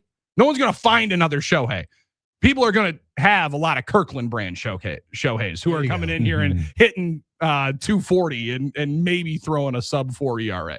You don't need some Kirkland brand. You need some Iron Jock. Billy's wearing his today because he's going up and it's going to be hot at practice. Now through the weekend, 50% off all Iron Jock large logo hoodies and tees. 50% off.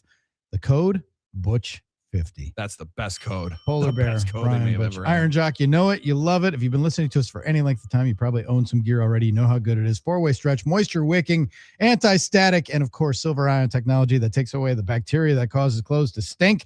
You can wear them multiple days in a row. The socks, the underwear, they're all fantastic. Part of our wardrobe. We wear it every day. IronJOC.com. Butch50. Large logo, hoodies and tees. Butch50, 50% off. It blows my mind, Drew, every single time. I know it's about to happen, but yesterday I'm just dripping, stains all over the place. We hit the air at 11 and I'm fresh as a daisy. Thank you, Iron Jock. There you go. Crazy how quickly it happens. Fantastic. All right, we're going to be back. Billy is hanging out with us before he hits the road. Did you stop at a Quick Trip on the way? Did you have to get gas in the vehicle? Had to get gas in me, as in Cafe Caffeine. Karuba coffee, and then on the way home, some Quick Trip gas was fired into that. Excellent. Stuff. Yeah, our Belgium Quick Trip's doing good. That's our spot, man. Glad you could check on it. I had to make sure it was doing good. Had to make sure it was doing all right. Make sure it's ready for our season runs. Yeah, You better believe it. The showers were being operated too yesterday. People were making sure they were getting fresh in the afternoon. Outstanding. Billy is in on his way to Green Bay. Hunter's in for Arm, and I'm Drew. You're listening to The Huddle on Fox Sports Radio, Wisconsin.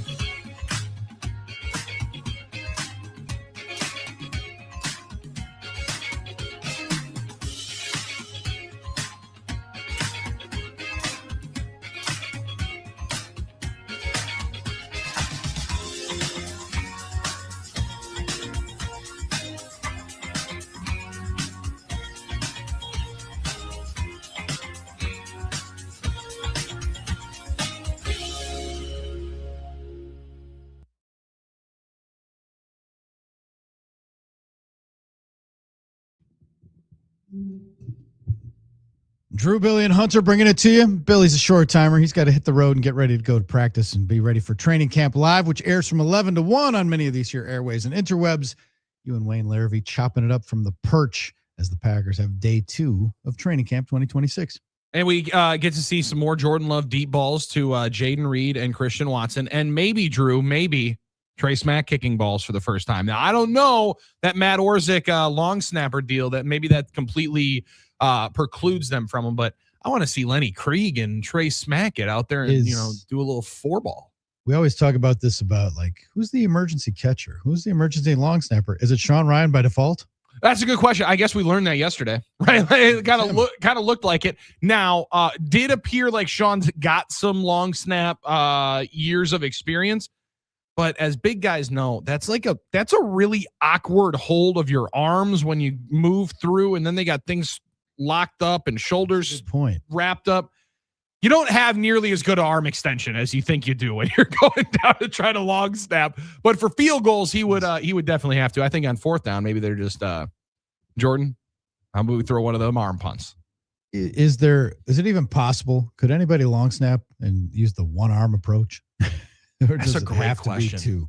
Mechanically, it'd be harder to get the spin. It would be really tough with the spin. I wonder if Jamie Cole of the Cole's kicking camp, I wonder if he would have anything. He's a Wisconsin guy. I wonder if they would, that's part of their like training module though, as some particular point. Cause I mean, he's put a bunch of guys into the league. And now one of our guys from Arrowhead, Kyler Farrow, is over at South Carolina now, trained with Jamie Cole. So I don't know that you'd be able to fully, but damn, some of these guys are so strong. They'd be able to buzz it back there pretty well. I mean, this is also a good conversation to have when Armin's not here, because he thinks that's like the easiest job in the world. He's insane. He's so locked in, like that anybody with a football and a tree could figure it out. The snap and the kicker, gets all the shame and all the glory, but the operation is a 3-man operation. Better believe and it. If somebody doesn't do their job, it's going sideways. So we could say that long snappers are superheroes. I would like that. Superhero of the day. Callcurrent.com is the website. Billy, who do you like for superhero of the day? Well, that's Sean Ryan being able to fly in the nick of time to be able to help out feels like a pretty decent superhero that could be a part of it. But you know what? I'll also throw one other one. You got one other one? I was going to say, I was going to mention Andrew Monasterio with a key home run for the Red Sox yesterday. Come on now. I love that one. And then I was also going to throw the St. Louis Cardinals in there yesterday. After PCA in a 0-0 game into the 10th, Pete Crow Armstrong goes yard for a 420-foot home run in the 10th inning. Feels like the Cub fans that went down to Busch Stadium are going to be happy. And then Jordan Walker grounds into a fielder's choice, scores a run, and Herrera wins it with a double, and the Cardinals walk him off in the 10th. So I was going to give him on Herrera also a quick nod with that 2-run double, keeps the Brewers lead at 6 games yesterday after their disaster. Were you guys calming a lot of people down in the first hour of the 16-3 decision yesterday? Or yeah, we were just having fun. That it's just one of those, you just burn the tape and move on, like no big deal. Like Andrew Vaughn pitching. We're getting lightened it up a little bit, and you get to Anaheim, a short flight. You probably a nice dinner there yesterday, Drew, because it was a quick flight. Hopefully, you didn't have to sit on the tarmac for 5 hours, and then you get a day off in Anaheim today. A lot worse places in Major League Baseball that you could have a day off. Yeah, go and enjoy Disneyland. There could be a lot worse places on that calendar that you could have a day off. No doubt. I liked Monasterio because they 10th inning homer. They win 4-2 in that minor league park in Sacramento. By the way, the Red Sox have won 19 of 22 games. Dude. And I mean, Monasterio being a piece that's helping them in that deal, I can't say that I necessarily anticipated. The one that I really didn't anticipate was Anthony Siegler. Oh, yeah. Being like on the big league team and helping them out in this run. All 3 of those guys have played in this run where they have not only gotten themselves back into the race, but to where I think they're probably one of the only teams in the American League that's really scaring people. Let's go. Andrew Monasterio, who's for our Current Electric superhero of the day with Current Electric, callcurrent.com. Here's the thing, and this is the way Monasterio is wired, and this is why the Brewers loved him. Like they loved him. Murph loved him. They talked about him nonstop. We didn't get much of his personality and stuff other than, he's overshadowed a little bit. But the dude hits a home run, 420-footer or something to lead off the 10th, ends up being the winning margin. And after the game, he's profusely apologizing for an error he made in the 7th inning to make his reliever work harder. That's beautiful. And this is great because their pitcher, Slayton, said he came in as soon as the game was over. He apologized once in the handshake line and 3 more times since I've been sitting here in my locker. I keep telling him it doesn't matter. We won the game. I was able to pick you up. That feels good. And then you picked us up in the last inning. That's what it's about. That's why we've been winning games, because we just continue to pick each other up. So Monasterio hits a home run. His first instinct is go apologize for the error 3 innings earlier. And 3 times since I've been sitting here. Superhero Andrew Monasterio. Superhero Bill Schmid getting to know I-43 in that corridor. Ooh. We're thinking of our friends in the Fox Valley as you're driving past Menasha and all that. Yes. So we're always thinking of them, not forgetting like the horrors of that tornado. No, and the Packers shouted it out yesterday, man. Those thoughts and prayers continue on. It's going to be a month before that happens. But Billy, safe travels. We'll catch up with you again tomorrow. Hunter and I will be back to finish strong in the last hour of the Huddle, Fox Sports Radio, Wisconsin.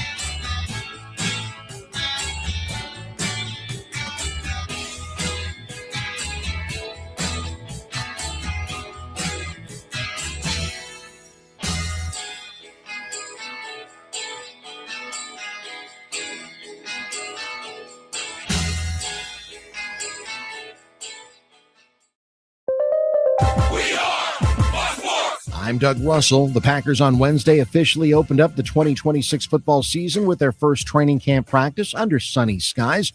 This is year number 8 with Matt LaFleur in charge. There's a lot of things we're looking for. First off, just in terms of the energy that we bring each and every day. And I think it's a reasonable expectation that we got to show that daily improvement, the urgency that how we approach everything we do. But I think the guys are excited, and I know I'm excited to get back out there and ready to roll. On the day one injury front, Keyshawn Nixon joined the PUP list guys in not practicing.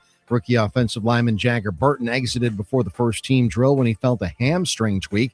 Don't forget Training Camp Live with Bill Schmid and Wayne Larrabee again today from Rainichke Field, live from 11 to 1. And baseball news, it's not great. The Brewers got clobbered by the Giants 16-3. They're off today.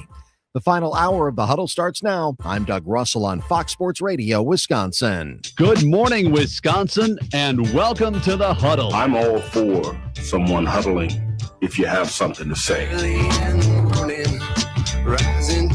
It's time to wake up and talk about the teams you love. Everybody wake up! Everybody wake with the guys you love. It's just about getting the group together. I need you, you need me today. Let's keep touching each other. Let's make sure we feel each other. Let's make sure we smell each other's breath. Watch us on YouTube, Facebook, and X. You need 15 or 20 huddles to correlate with the number of cameras. Take the cameras off the field and there'll be no huddles. Now gather around because it's time to huddle up. West left slot, 323 wide stick on one. Ready, Bill for blitz. If it looks like man coverage, I'll check. I'll go 200 yet. You got to cut and crack. Now cut and crack. Red, right, 18 bob on one. Ready, cut him and crack. If you look at this play, what we're trying to get is a seal here and a seal here and try to run this play in the alley. We know exactly what we got to do. All right? That's all we got to do. Let's go out and kick the tape. All right? 1, 2, 3. Keep doing what you're doing. Get our guys after and make the play. Be right all the way outside. Wide, left, fake, 396 bag, B hand, C puck. Is that long enough for you? I want you to be proud of your profession. It's a great profession. Go out there and play this ball game like I know you can play it. With Drew Olson, Mythical, legendary figure. Bill Schmid, Oh my God, this man's been out all night. Armin Sarian. This is it. Don't get scared now. Sanchez, we ready? Fox Sports Radio Wisconsin is on the air. Dominating a Thursday in the good land, it's the Huddle, Fox Sports Radio, Wisconsin, 920 Milwaukee, 1070 Madison, everywhere on that iHeart app of yours, streaming live, Facebook, X, and YouTube. Drew Olson, joined by Hunter Baumgart today, just like the old afternoon show we used to do. Yeah, good to be back with you. Yes, indeed. Armin is off at a wedding. For those of you in the 7 o'clock club, just waking up and joining us, Billy was here, and he is now on his way up to Green Bay to cover the Packers. Day 2, training camp 2026. Billy just hit me with one that on his way out that hit me like a 2x4 between the eyes. Packers play a preseason game 2 weeks from today. More immediately, the Major League Baseball trading deadline's 5 o'clock on Monday. Wow. Hopefully the Brewers will do something before then and not take it right up to the deadline. But wow. Yeah. Hey, if the Tigers are on the West Coast, you know who else is on the West Coast? The Brewers are. So you could just kind of indeed. Just drop them off over there in Anaheim. Your logic is not flawed. And like I said, Tarek Skubal's already packed for a 2-week trip if the Brewers were to get him, because the Tigers are doing what? Sacramento, LA, Oakland, Anaheim, Oakland, I think. Something like that. Okay. I think that's what they got. But I know it's a 3-city trip. So he's got 2 weeks worth of clothes stuffed. Yeah. They're in Sacramento for the weekend, in Seattle and San Francisco. Okay, Seattle and San Francisco. He went to college or school in Seattle at some point, or I think he might have he might have dabbled there. But anyway, 2 weeks from today, the Packers play. A week from tomorrow is family night. Life comes at you fast. We're going to be in state fair season. What happened to summer? 877-794-1973 to the NicoletLaw.com talk and text line. Hunter, I got to get your take on something that we tried to tee up yesterday, and we missed the opportunity to do it on Hot Take Hump Day, but there was a social media discussion yesterday about whether Culver's cheese curds are overrated. Oh. Someone said anybody from Wisconsin knows Culver's cheese curds are trash. What? Now, I can't say I agree. what we came around to was, and what the prevailing, at least what we had, and Armin and I were discussing it, and we got some input on the NicoletLaw.com talk and text line. Yeah, there are other places that have better cheese curds, but they're not available at a drive-through. Right. Oh yeah, the convenience of The it. convenience of it. I think that plays a role in it. I think you guys came to a good conclusion. And a lot of people who experience Culver's, and Culver's has outlets in places that are not Wisconsin, where they don't have, an array of cheese curds, like cheese curds on every corner, Right.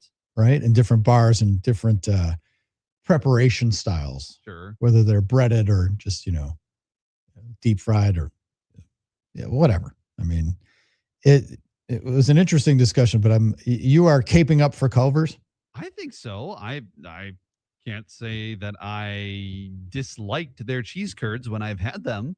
I think they're about as good as any other cheese curd I've had. How about the fact that Culver's is the jersey patch for the Badgers? Well, that's an interesting one. You've got the other, I think you guys were talking about this yesterday with like JP Morgan Chase is Yes. one of them. It's like, and then there's Culver's, but it fits Wisconsin. I love that because it's, you could go corporate, you could go big company, but Culver's fits on that jersey. And when people see that name, they're like, yeah, that's one of us.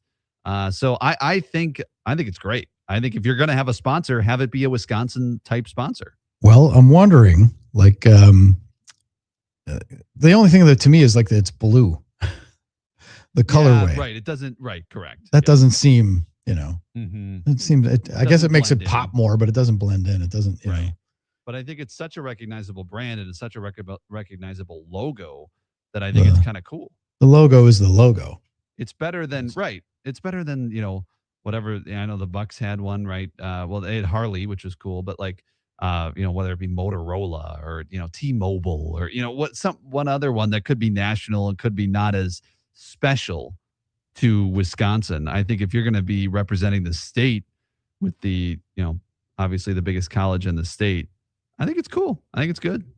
If you're going to if you have to have one, obviously. I don't want it to become NASCAR, with the brands everywhere. But if you're going to have one in the world we live in, they're going to sell a sponsorship for the jersey. I like Culver's. That's good. There you have it. Hunter's hot take. He missed a Wednesday show, but he weighed in with his hot take. Yeah, Culver's is good. If you have Brewers questions for Hunter Baumgart, our go-to guy, 877-794-1973. Hit us up with those. We would appreciate them. The deadline approaches, and we hit on it with Billy a little bit. Everybody's focused on pitching, mostly starting pitching, because that appears to be where the Brewers have the biggest need. But a back-end bullpen arm would certainly help, and a bat would play as well. It because definitely would. Home runs play in the playoffs, and as admirable as it is that the Brewers have been able to do what they do and craft the run differential that they have, being like near the bottom, if not last in the major leagues in homers, it's that could also be a need. Now, where would you put that bat? We talked about CJ Abrams being one of the top guys that people think of as available. 30 homers. He's right around 30 right now. That would play, but where? Not going to make him a shortstop per se. You got the shortstop, right? Or would you shelve Cooper Pratt for a little bit? Or would you, see if CJ Abrams will play third? Yeah, I don't know. If you're going to give up, and I think Abrams is going to demand quite a haul from the Brewers. If you're going to do that, I kind of would want, and I get he has more years of control, so maybe it'd be more worth it. But I kind of would want to do that for a pitcher. If the haul and Skubal, I don't know. Is the package for Skubal and Abrams, is that going to be comparable? I got to think it'll be a little bit comparable just because the Nationals are in a position where they're a couple games out of a playoff spot. They're not necessarily going to want to sell everybody unless they get a great package back. And you're getting years of control with Abrams, where with Skubal, you're getting him for a couple of months and hopefully, 3 months with the postseason. But so I got to think it's a little bit comparable. And if I'm going to give up someone, if you're going to give up those prospects, I kind of want it for a pitcher. But man, it would be great to add that to your lineup and just have that home run threat that they really don't have top to bottom right now. Bowers leads the team with 18 home runs. But yeah, and then positionally, you're right. I mean, it's where you're going to put him. Obviously, third base would be the weakest spot on the field. I don't really want to mess up any mojo with Cooper Pratt right now. He's had a great July. And so, I don't know. I don't really see that happening. I don't see the Brewers trading for CJ Abrams. If you said, Hunter, what's more likely right now, Skubal or Abrams? I would say Skubal for sure. which is weird because Scooble's probably the less Brewers-y option because it's a rental and a guy Strict you're not rental. going to sign long term. Mm-hmm. But I don't know. It just doesn't seem like Abrams is necessarily. I don't know. I think the Brewers realize they have really young pitching, and to add a guy who's been there, done that is going to be significant. Can't hurt you. Plus, you're keeping him away from LA. Well, you're kind of almost playing defense in a way, which you can't acquire someone just to play defense, but you also won't have to go through them. Obviously the report now from last night from The Athletic that the Cubs view Scooble as their blockbuster option. And right, if you get Scooble in your house, he's not going to join another organization. And so that's the thing there. Thomas in La Crosse is wanting to talk a little Brewers with us. Oh, how about that? Yes. So let's welcome in Thomas. Thomas, welcome to the Huddle. Welcome to the 7 o'clock club. Thomas, what you got? Yes, good morning, guys. What a beautiful start to the morning. To echo off Hunter's point, Culver's truly is one of one. Really quick, Hunter, what's your go-to Culver's order? I'm genuinely curious. Oh, yeah, grilled chicken sandwich with fries on the side. Mm-hmm. He's health conscious. It is, but it's still one of the best grilled chicken sandwiches, honestly. And you get a little honey mustard on the side, and Threetum's good. Okay, fair. I'm more of a Culver's Deluxe guy myself, but okay. Hey, I won't hate on it. So fair play. Yeah, shoot, Scooble. I think he really could be a solid player in that starting lineup rotation. The way, and granted, I've not watched that much Major League Baseball due to working at a ballpark this summer for my summer internship with the lacrosse loggers in the lacrosse team as well. But just what I've heard through the grapevine and through one of my friends here, my good friend Rob from Stoddard too, who is a baseball diehard.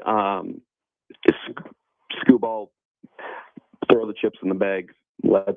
We got to make this happen. Shoot, I mean, just looking at his stats, Hunter, how realistic do you think this is? I'm obviously seeing this everywhere, across my feeds and everything. Like, do you really see this happening, or is this kind of to throw one out there? Is this kind of almost like a Shams Charania when he absolutely talked the living crap out of Giannis before it actually became a thing? Maybe that's not the best comparison, but hopefully you get the train in the tracks that I'm kind of on. No, I do. I think as far as likelihood, I think it's likely that Scooble ends up in a Brewers uniform. Probably not. However, do I think it's more likely than other years that they go after that type of guy? It seems like it, just because of the smoke to the fire that there is, and so many people talking about it, so many major insiders talking about it. And then, of course, the report from Adam McCalvey of MLB.com and his conversation with Matt Arnold that they're going to be a little more aggressive this year. Combining all of that, considering they went to the NLCS, considering they're coming off 97 wins, and they're already thinking about trying to give more rest. They did it again yesterday, give more rest to that starting rotation.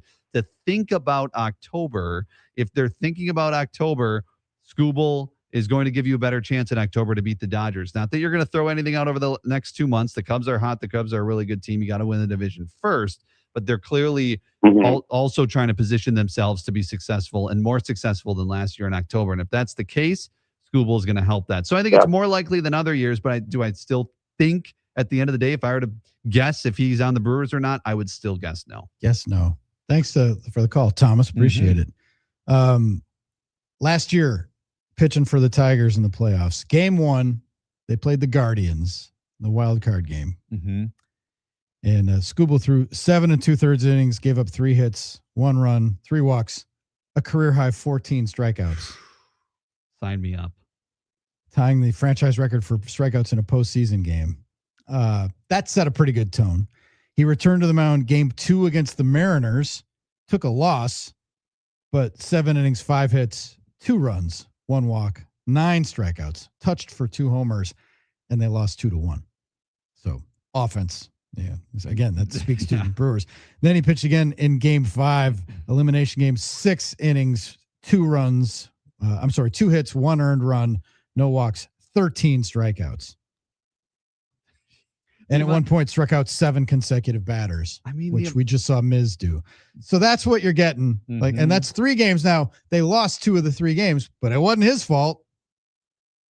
No, it wasn't. So, that's pretty good.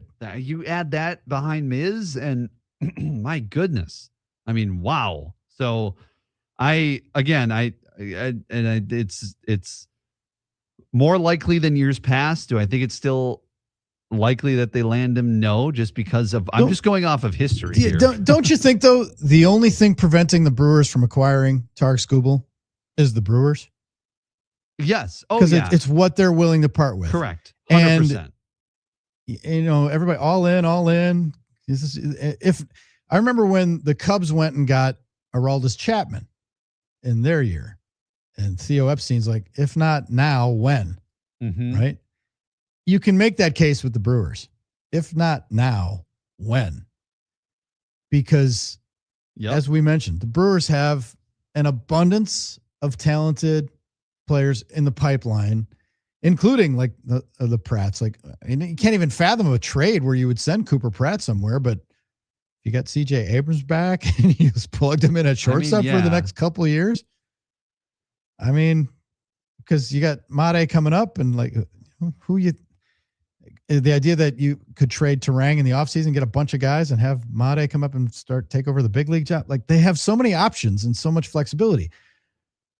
But history says they like to hang on to their prospects and let them play here, because the best thing, the best way for a team in the Brewers' economic strata to compete is to have homegrown, cheap players, get the best out of them, and then let them say goodbye, the way they did with Freddie Peralta.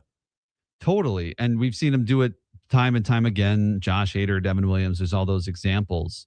When you talk about, if not now, when, I think it's a really good argument. I think it's a good thing to think about, considering what you came off last year. And also, just thinking about it from a perspective, I heard some people recently saying, like, this is all leading up to, like, 2028, or right when the next guy, the Pena, the Made, all those guys come up. And I'm like, this seems right now like 26 games over 500 at the end of July. They're 1 game out of the best record in baseball. They have a 6-game lead in the division. Like, you can lead up.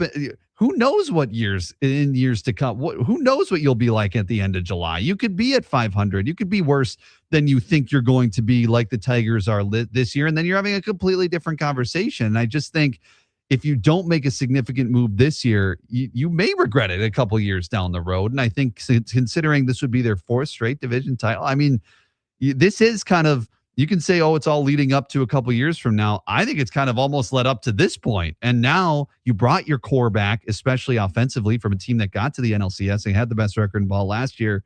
Now add on the pitching side and see what happens, or on the offense, but specifically on the pitching side. We had a question here from Paul. What would it take if we were to get Skubal to be able to extend his contract?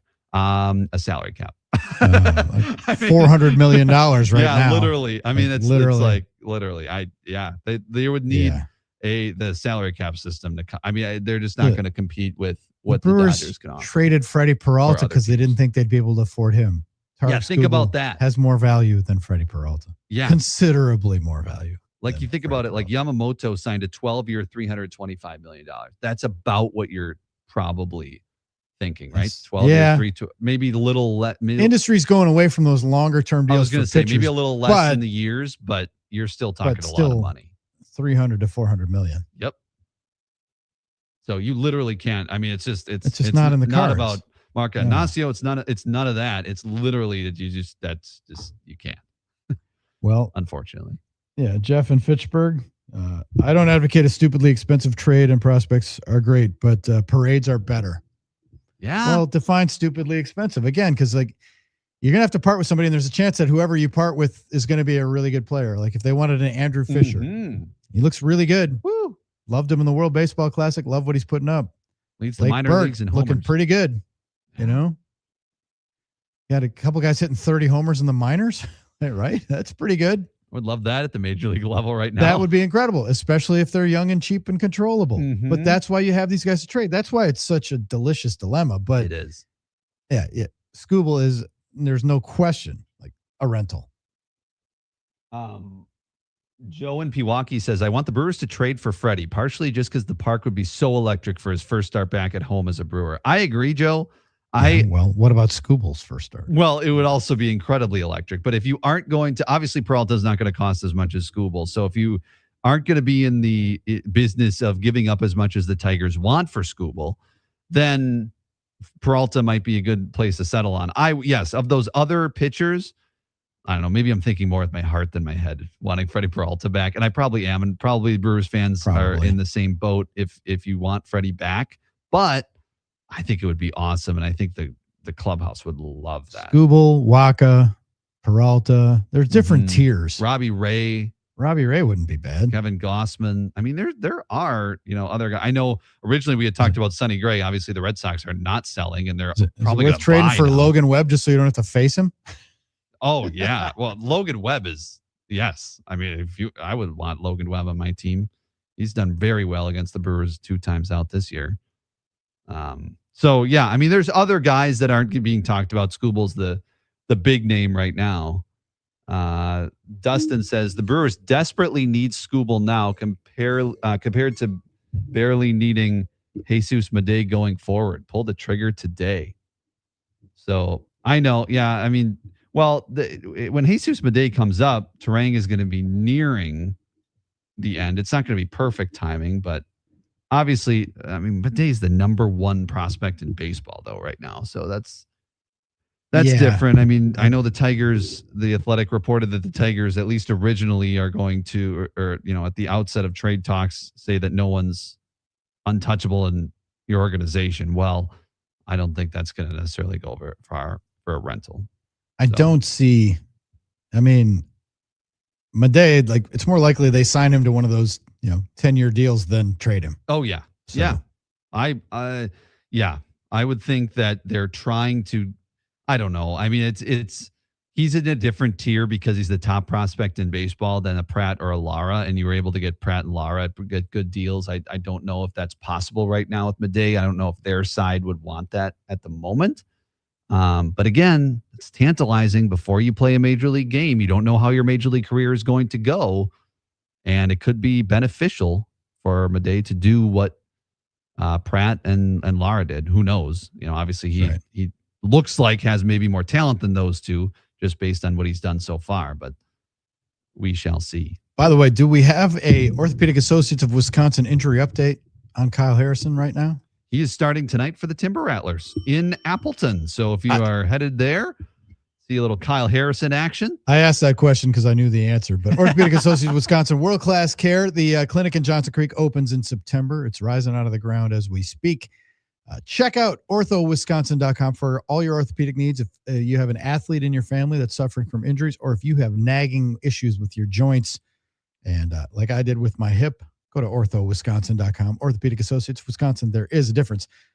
And I got to say, we were talking about destinations and how yesterday Armin and I were talking about sports trips and how the Packers training camp is such a perfect day trip. If you can go watch a practice, work in a stadium tour, a visit to the pro shop, and the Packers Hall of Fame, that's a really good day. Great day. But if you go to Packers practice and pair that with Kyle Harrison pitching for the T-Rats, who have great prospects to watch in a great atmosphere, in a great ballpark, and a well-run organization, that's a good doubleheader. Just saying. Check out the Timber Rattlers schedule and twin it and go to a Packers game, a Packers practice, and a T-Rats game. It's a pretty good doubleheader. That really is. I saw some folks were there last night watching DL Hall pitch for the Timber Rattlers, and his forget that he's even in the mix. I know, and that's a significant. The guy's got a really good ERA this season. Yeah. So that will be a significant upgrade when you can get him back in there. Getting him back and Harrison back, it's tantalizing, but you still need some help. I still want a back end arm, and I still want a starting arm, even with those guys ticketed to return. Yeah, we're talking about starting pitching a lot. I would love a leverage arm out of your bullpen and into your bullpen. DL Hall could slide in and return and take and be stretched out and do what Ashby does. Yeah. And give you Ashby 2.0. So you don't have to use Ashby every flipping day.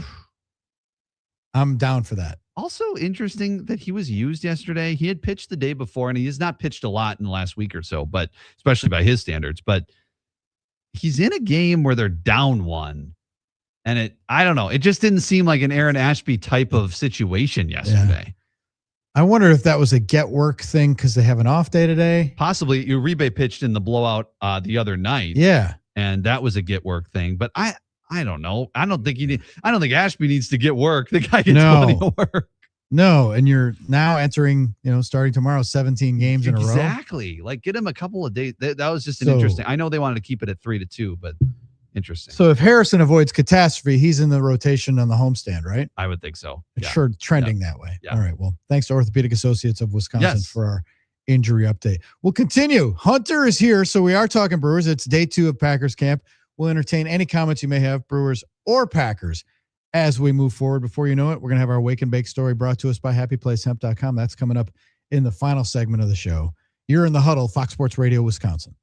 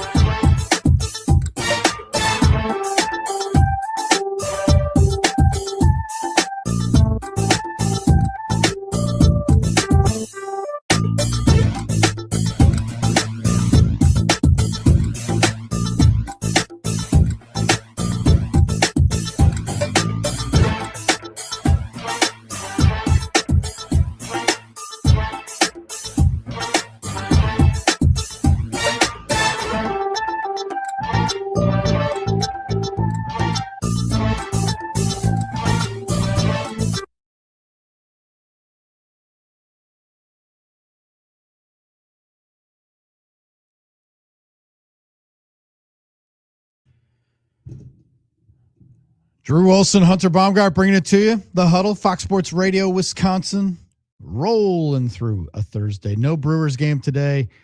No reason to really spend much time ruminating over their 16-3 loss to the San Francisco Giants yesterday. They lost a series. It's almost jarring when the Brewers lose a series. It is. It just doesn't happen a lot. They Whoa. went 7-2 on that homestand. Yeah, and now they're 1-2 on a trip, and they're off today playing Anaheim for 3 beginning Friday evening.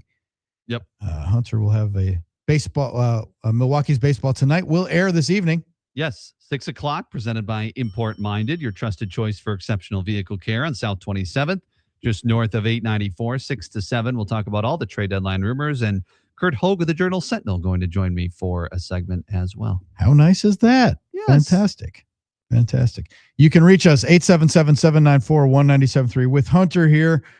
We're chopping it up about the Brewers, mostly looking at trade deadline stuff. We're talking about things that may or may not be on the table, like the big names, Tarek Skubal, CJ Abrams. Hunter, you seem like you're not bullish on those. Well, I'm not bullish on Abrams. I mean, it would be great to have him, like, yes, but I feel like Skubal would have more of an impact in 2026 than, well, more of an impact. I don't know if more of an impact is the right word. I just feel like maybe the need is more there for a Tarek Skubal than it is a CJ Abrams. I'm more willing to give up more assets personally for Skubal than Abrams, but Abrams has more control, obviously, past this season, and he can hit home runs, which the Brewers don't do a lot of. That's very true. But like getting Harrison back is going to be big to see what he has and what he's having in the tank. But Brewers are also managing some innings because a lot of their guys are going to be posting career highs this year. Yeah. And that's like yesterday is a good example of kind of the battle that I think that was going to be a bullpen day. Well, right. Totally.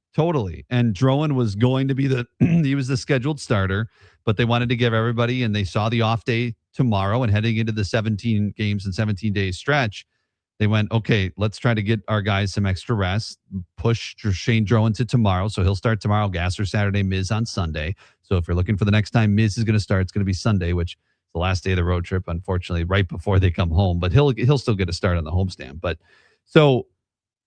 they kind of have this battle when it comes to the philosophy of Pat Murphy, and one of the reasons why the Brewers have been so successful is because his motto is win tonight. And they have done that, and they have been able to do that.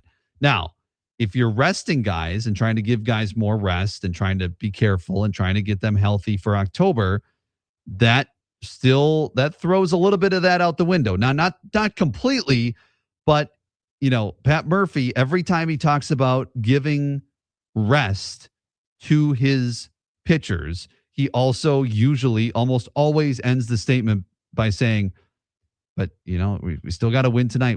We can't coast uphill, right? Some of his different sayings that are basically all around the tune of, we got to win tonight's game and then worry about tomorrow. Now, I think the front office and the Brewers organization as a whole is thinking, okay, you know what?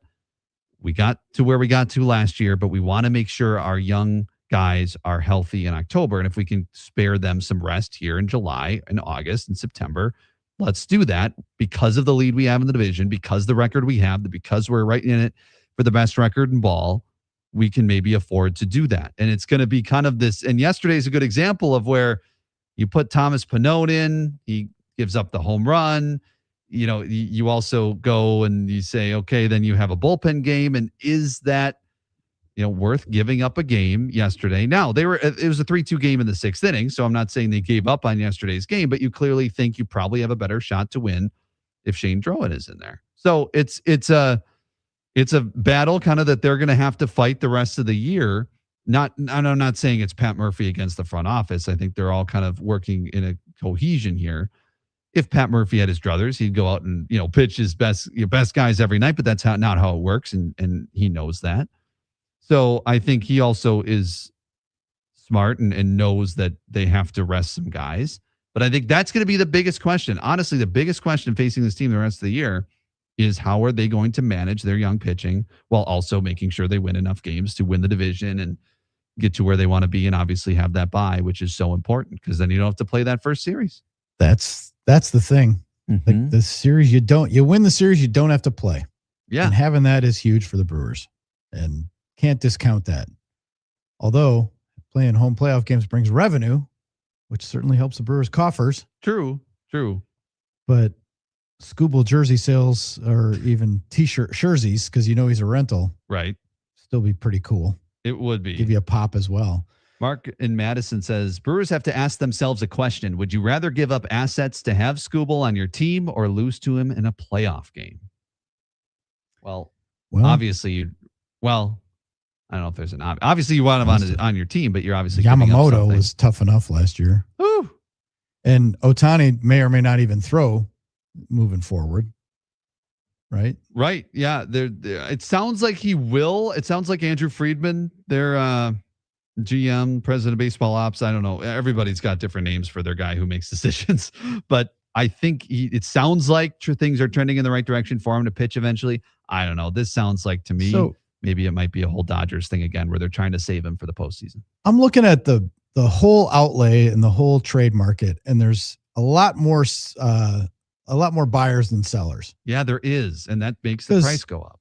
Yeah, and the Nationals, should they be buying? Pittsburgh, people look at them and say they should be buying. Yeah, and they've said they're going to buy. Twins. These teams are saying they're going to buy, and they're right around 500. Yeah, which is wild because they're in it, right? Yep.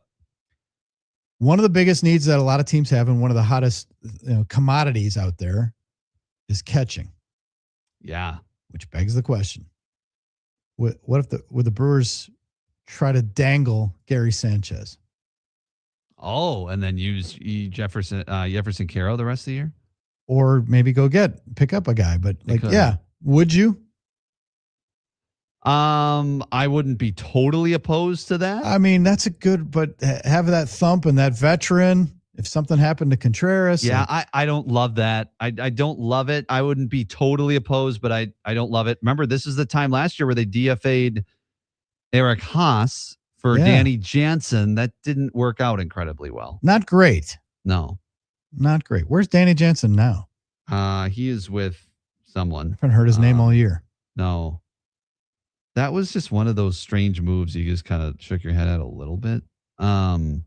But he hasn't played in the majors since June 2nd. I don't know. So what happens if what happens? He's currently on the IL for the Rangers. If you could trade a Gary Sanchez to a Tampa or somebody and get something back? Yeah. Now, it's all about the return. It is. But that's not out of the realm. Probably not. That's an interesting one. I haven't really thought about because you don't that. think about that. Whereas teams are looking at, we're thinking about, do you trade Andrew Fisher?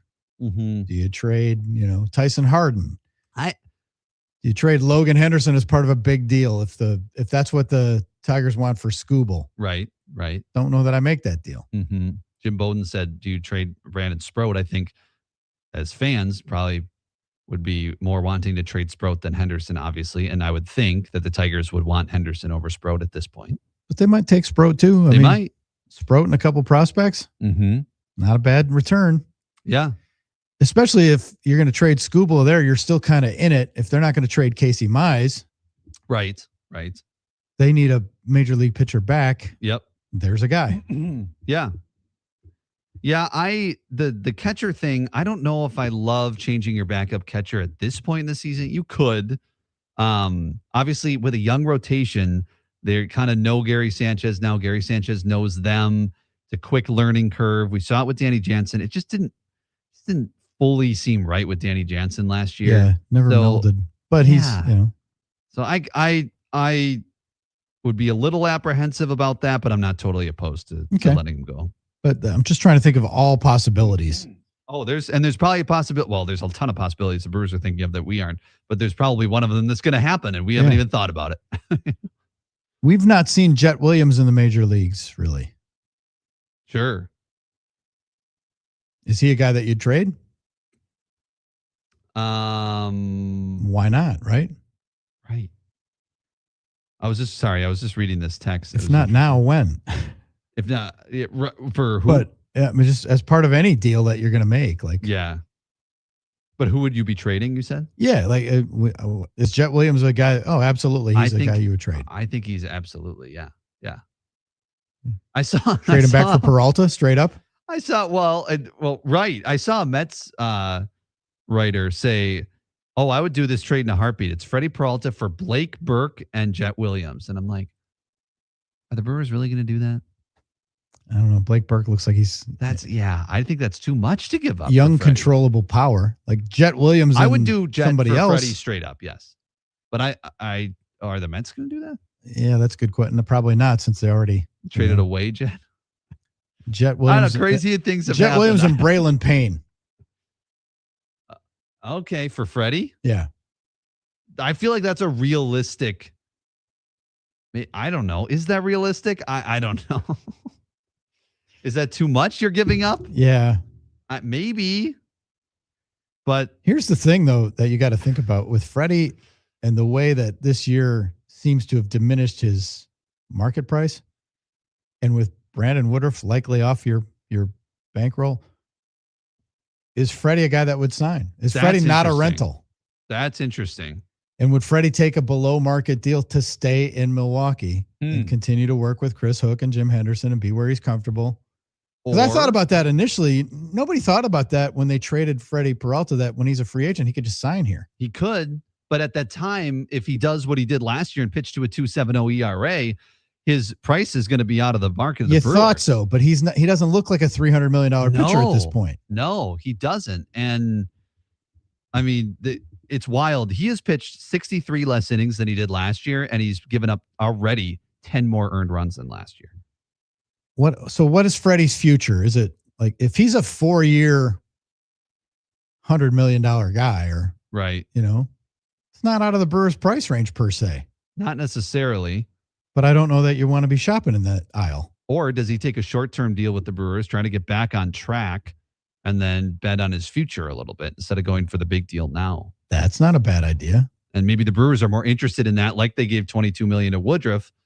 Would they do something like that for Peralta? I don't know if it's 22, but it's something significant. Yeah. So. It's fascinating. Like, what is his market value? It's teams that want to trade for him. Okay, but then what? Do you want to extend him? Right. So he's not a rental? Yeah. The idea of Freddie Peralta is, I think, better than the actual reality. It might be. Ways. Oh, it might be. It might be. I just want his smile back in the club. Yeah, it'd be great.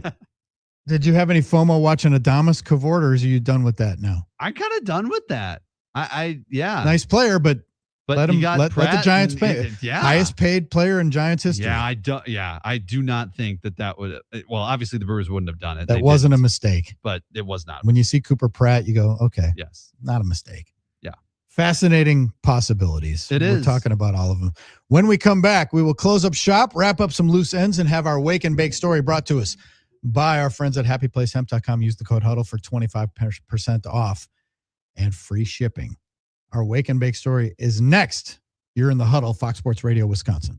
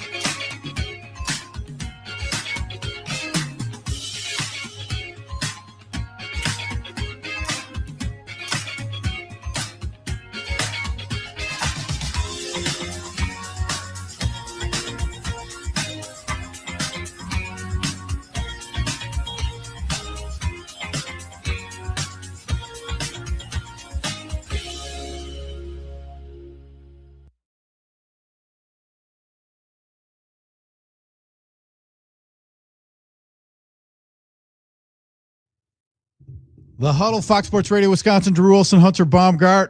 Time to close up shop for the day, but don't go too far because Billy Schmid and Wayne Larrivee be live from training camp. Training camp live airs from 11 to 1 when the Packers practice. They'll be on the perch, Indeed, bringing you the sights, sounds, and smells of Packers training camp. We close up shop on the show with our Wake and Bake story brought to us by HappyPlaceHemp.com. Rob and Chris work out of Muskego, make the best CBD products we found anywhere.